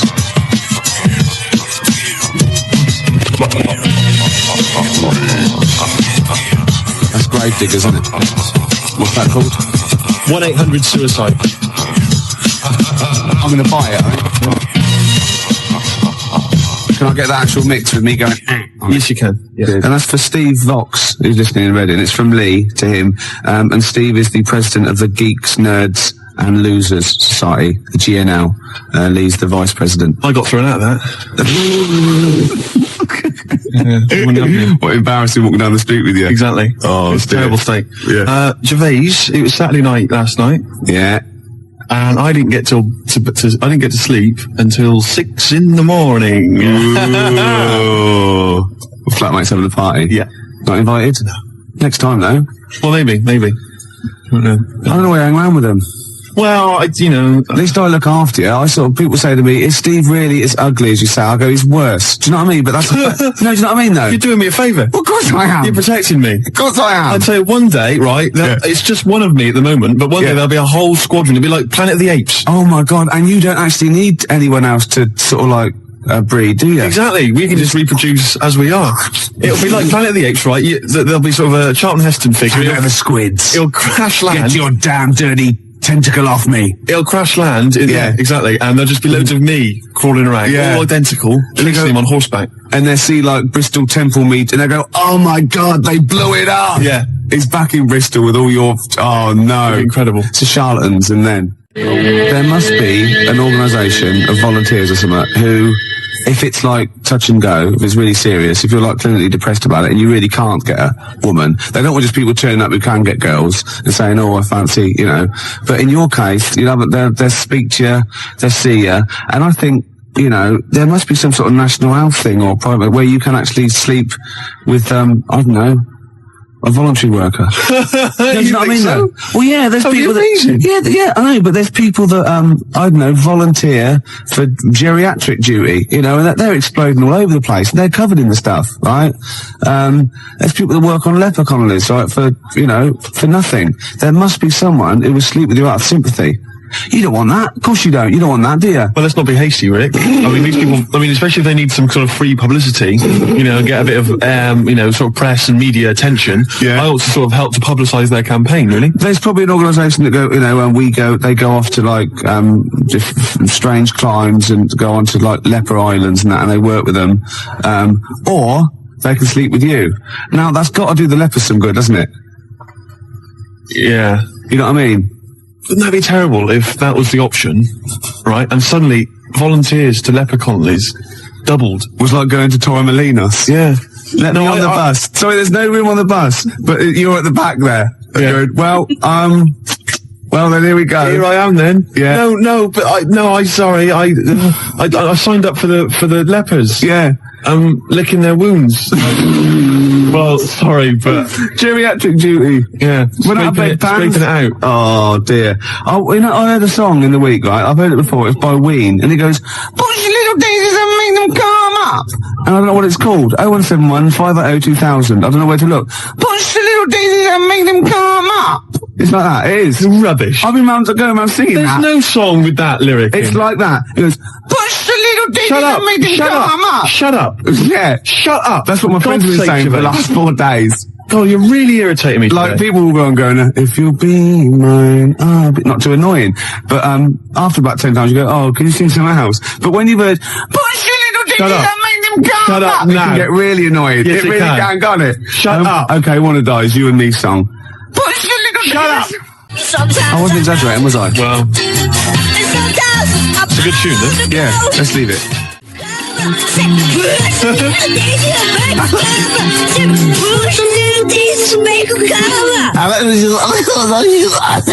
It's great. Let's just gonna gag. I love that one. It's great, actually. Maybe we should play it again. Well, maybe later on. I'm not that mad about it. I like that. She's not quite as irritating as me. No, but then, who is? We were talking earlier about how hideous how you look, and you can't get a woman because you're quite nasty as well. And Emma, our producer here, who thought, look, this is not fair, you know, because Steve is quite affectionate. When you get to sort of know, like E.T., when you first watch E.T., you go, ugh, and then by the end you think, oh, do you know what I mean? It sort of like gets that deeper. And she went, I remind you, Steve, what I said when I first met you, and this is like her best, you know, stab at a compliment to make you feel better. She said, I thought you're really not that ugly. So the assumption is I am ugly. Yeah. It's just not as bad as it's made out. And that's like, you know what I mean? Yeah. And she's like, no, don't be silly. You're really good. You're really not that ugly. Yeah. It was a good effort though, wasn't it? Yeah. You know, that was nice, Emma. That was really nice. It was a good effort, but it was shallow and futile. It doesn't mean anything. Look at his little face. Oh, Look at that fax over there. Check that fax out, right? Dear Ricky, Steve's skin problem closed up was actually what they've silicon carbide particles. Someone sent in a fax, right, and they've got these sort of hideous kind of mutated cells, whatever, and they've put on the fax to Rick, Steve's skin problem closed up. You've never said I've got a skin problem. No, I haven't. You haven't got a skin just problem. Assuming now. It's almost translucent, his skin. It's very pale. It's like, you know, those newborn fish when you can see all the hearts, can't you? All the hearts. Well, in many fish. They've got one each. Lots of fish, lots of hearts. Gervais, shut up. You're irritating me now, and you're abusive, and you're just winding me up. Oh. No, I'm a little bit offended by it. I know. You should be. But what about this charity thing? There must be one. 0171 580 2000. Oh, that would be fantastic. That'd be great. And it'd be like £1 fix. You'd write on the little form. Yeah. And you could get friends and relatives to sponsor you. Would that be per stroke or per shag? I think it's for the whole thing, the whole event. Yeah. It'll be a big event. You know those guys, I think it was a hoax, but they were going to televise the first moment they lost their virginity. So they were going to broadcast it down the internet. Right? And they were going to have sex on the internet live, and everyone was going to applaud and watch and pay for it. Maybe I could organise that as well, make a bit of money out of it. Yeah, but think of the technology by then, though. Be incredible. They would just be able to think it, won't they, and like see you losing your virginity. And they all have big swollen heads. You might be good looking in like the year 2090. You never know, because it's all relative, isn't it? You know, in Bristol, you're a good looking fella, aren't you, in Bristol? I'm a good looking guy. Yeah. Oh, this is Bell and Sebastian, the boy with the Arab strap. This is for Jim Hobbs, who said, who said, can we hear more about Jezuk? And I better tell people now, I've had a lot of factors about Jezuk. Jezuk is spelled Jezoc. I made it up. That's how it's spelled. Okay. All right, Gervais. You'll tell us a bit more about Jessup, will you? Oh yeah, I've got a whole new storyline. Before you carry on, 0171 580 2000. I've got some sponsorship forms like already printed up. So just send, give me a call. I can post one to you. I will sleep with Steve, or I will go on and work on a leper Connolly. Billy, Oh, shut up! Play a record. Scottish bloke with a beard with his legs falling you off. Drunken sock. It's quiet, isn't it? A couple of phone calls. Rob phoned and said, slap Steve for saying 0181 instead of 0171. See, it's the singly most important thing. The number is 0171 580 2000. That's why you don't hear me mucking that up. Do you know what I mean? I apologise. Pump Ricky with more wine and challenge him to quack over the Out of Nowhere League. So what? I don't know. I've what's that sentence again? What? That was a sentence? No, shut up. I had something to say then. You are drunk. Oh, yeah. I can smell it on your breath. Shut up! I can smell it on your breath, for God's sake. Don't wind me up, man. Yeah, I've got this new storyline for Jessup. I want help with it. What it is, right? I think it starts off with this villain, right? Jessup brings him in, right? And he's murdered maybe a little kid, or or someone's husband. The woman's there and she's terrible. Well, you would be. Yeah. Right? Jessup's in there and he goes, don't worry. He's gonna, by the time he gets out, Steve will have a girlfriend, right? She goes, oh, right, it won't be my boy back, will it? No, but you can have one of mine. I've got loads or something like that. Anyway, he goes to the court, right? And he's only tampered with the jury and he's a nasty piece of work. Oh, not the murderer. Yeah. He walks free and he sort of like winks at Jessup on the way out. Do you think Jessup's going to let it lie? Jessup's not going to let that villain, what, has he got a piece of evidence? Well, no, he goes after him, shoots him anyway. Because, it's just redundant. It turns out the bloke didn't actually do it.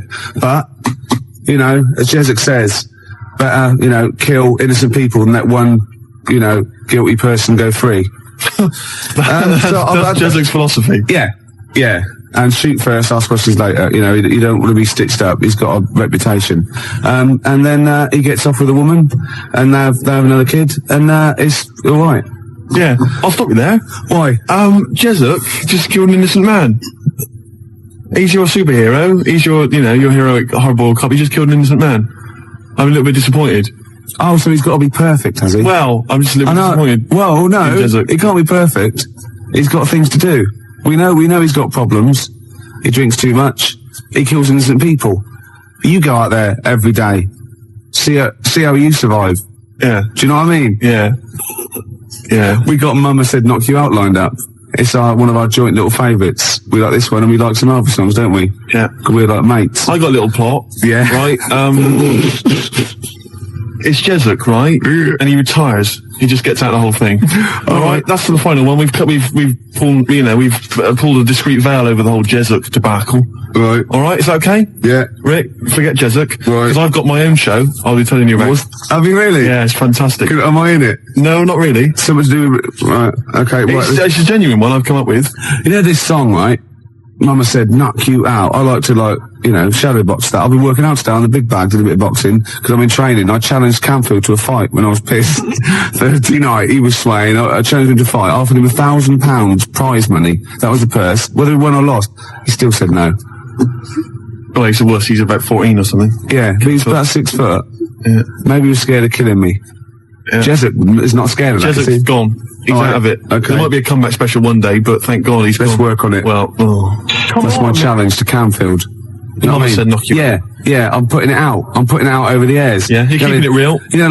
Death Throw, Puffy and all that, and Tupac, that's like me and Camfield. Oh, that's a fantastic idea. I'm saying, come and get it, Camfield. I'm saying, I'm here, you know what I mean? That East Coast, West Coast rivalry we can recreate amongst DJs. Yeah. Steve Lamack, outside now, have you seen him? He's a weedy little dweeb. Yeah? Oh, fantastic. You can't actually say that, because, he's a nice guy, and... well, maybe so. Yeah, so you're going to fight Lamack, I'm going to fight Camfield. That'd be brilliant. Let's keep it within XFM. Crowley. Yeah. Remember he had a fight once at school, and his defence, lucky he had a hymn book on him, and he hit the bloke in the nose with the hymn book. So you don't mess with Crowley, because he's probably carrying, Bibles, hymn books. He's loaded, he's got some kind of religious paraphernalia with old parchment papers. Yeah, crucifixes. Paper cuts are the worst. Oh, nasty. Oh, imagine that, a little bit of papyrus across the eyelid. Oh, you don't want to mess with Crowley. No, I'm saying Canfield, come and get it. You know what I mean? He hangs out with his Deftones and all that lot. Right? Yeah. You know what I mean? Should we just ask out? Who should we threaten out? Who else can we threaten out? Well, let's not go too mad. Well, what about Henry Rollins? Wow, I've made a mistake. I made an error there. There are a lot of people I could have chosen. Jarvis, for instance. I've gone straight a lot of people come before Henry Rollins, don't they? I was a fool. Some British heavyweight boxers, for example. Yeah. You know, I'd rather fight than Henry Rollins. Before we carry on, because I'm going to tell you about my TV idea in a minute, Rick, because this is an idea I've been working on, and it's serious. It's like, Jesuit's got a certain strength, a certain quality, and I think you'll like this as well. But before we do that, I've been sent a picture. A picture's been faxed through. Oh, excellent. And it's a little challenge, as ever. Right. It's make Ricky laugh. If you laugh at the picture I've got here, Rick, then Martin in Crouch End, he wins. I thought we could give him... I like it already, Martin in Crouch End. I thought maybe we could give him the Baby Bird album. Why? Why do you mean it's mine? You haven't got one, so you go on, yeah. Well, I'll give that to him. But anyway, here's a picture. See what you think.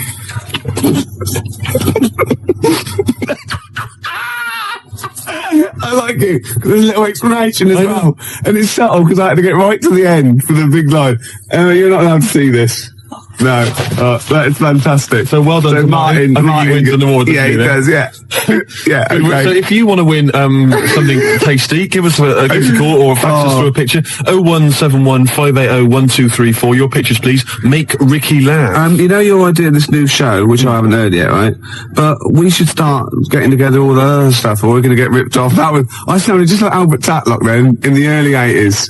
Oh, we should go. I love that fact that you sort of, maybe you've got a sentence, it's got 15 words in. You reckon, well, if I get out an average of 5 coherent words to every 15 that I need to say in a sentence, that'll be enough. God, right. Jam or ISIS? Either one. Both rubbish. Oh, no, come on. They're both good big bands, aren't they? All right, Gervais, next, let's talk about my TV idea. Okay, let's do All Around the World, because it's probably going to be big all around the world, isn't it? Before that, the Jam, All Around the World. Got a fax here from my mate Mick. He's listening. Say hello to him. Say hello to Mick. Hello. Yeah. And apparently he's found a great website about Joey Deacon, so we'll check that one out a little bit. About Joey Deacon? Yeah. Oh, Joey. Yeah.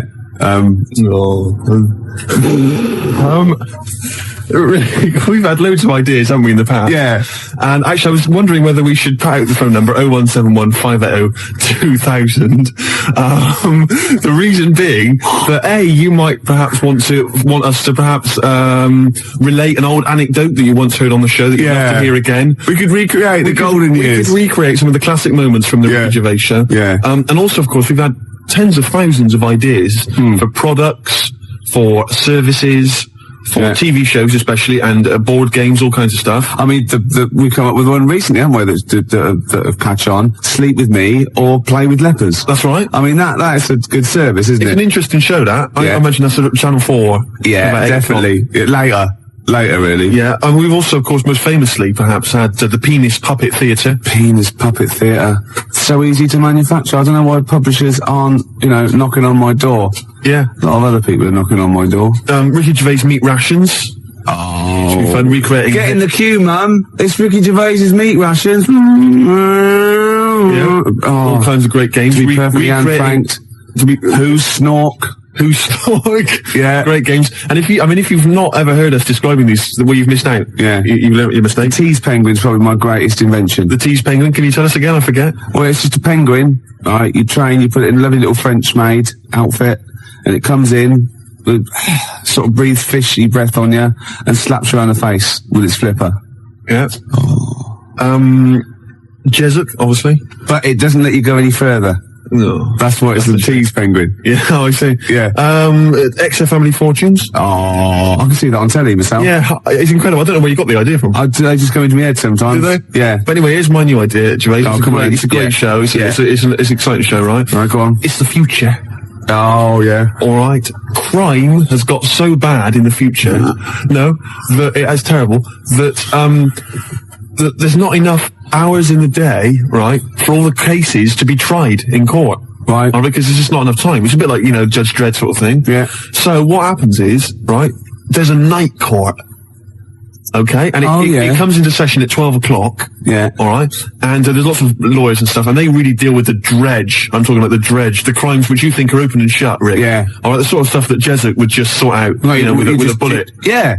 You know what I mean? Yeah. We're talking rapists and murderers and stuff. Yeah. But all people who just piss him off. Exactly. But Ronnie Midnight.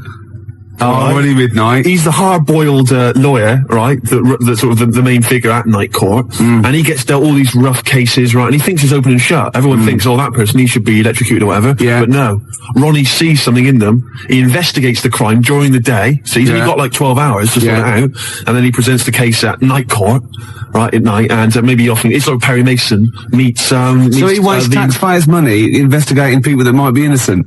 Yeah, just kills them. Well, maybe so. Yeah. That's why Ronnie Midnight's much more loved. But it would be great. I mean, it would start off with like, dung, dung, dung, all rise, for Night Court. Yeah. Be fantastic. I like that. Maybe sort of set in the future. Am I in that? Well, not really. But, and who knows, Jesuit maybe could get, he could make a guest appearance. What do you think? I like it. Night Court. I like it. I don't, isn't it? Yeah. What's the problem? This rubbish about all this taxpayers' money investigating whether they're actually, they're innocent. You're more of a Jesuit kind of guy. Yeah. Just shoot first. Don't even ask questions. If his time's like, of the essence, why ask questions? You've done, what's the point? Yeah. He just like opening up old wounds, which is another favourite pastime of Jesuit sometimes. And also a great idea. He loves opening up old wounds. A great idea for maybe a board game or a TV show. Old wounds. Fantastic. Oh, I'm going to work on this. Oh, and I've got Tip the Balance. I haven't even described that. Tip the Balance? After Embrace. Can you tell us? Emma goes out with a bloke in this. Yeah. What's Tip the long-haired type. What's the Tip the Balance? Well, Jesuit wouldn't tolerate that. What's Tip the Balance? It's a board game for 4 rugby players or more. I'm looking forward to it. Yeah. Or the infirm. Or people who've just got no dignity left and we can get them on screen doing that. This is, my weakness is none of, ... Obviously ran out of. I was, reading News World on the way here, and, I didn't know this. Tony Blair is the Prime Minister. Oh, yeah. Tony Blair. His father-in-law, which is Sherry's dad, is, that bloke, out after death us do part. What, Alf Garnett? No, his son. Oh, blimey. Something about I don't know, I should get this right really, because it could be libelous, but it's something to do with some sort of dole cheat or something like that. What? Yeah, apparently. Cherry Blair's dad's a dole cheat? Yeah, something like that. Really? Or he's claiming some sort of benefit fraud, I don't know. But he was always the same when he was living with his dad, Alf. He was married to Ewan Stubbs, wasn't he? I mean, Sherry Blair's mum is Ewan Stubbs. I'll stop you there, Rick. I'll stop you there. It's so incestuous, isn't it? It's fiction. I've tried to explain this to you before, haven't I? The stuff on the TV, a lot of it is real. Some of it's fake. They're not really those people. Understand? EastEnders, for instance, that's not real. That's not real people. Yeah, well, obviously university, because obviously that is real, because I've seen them in real life. They were at Phoenix when we were playing football, so that is real. No, that was the actor. That was the actors. Phil Mitchell was there, and Ricky Butcher. That was the actors. We have been through this before. Because I went through this the same day that I explained to you that only in the cat world can you piss on an object. I got a new stereo that way. They just get out of the shop, but it was too late. I got a new stereo, and it doesn't. It sort of shorts out because I actually weed in one of the back of the speakers. Did you? Yeah, but it's mine. I've got to get that.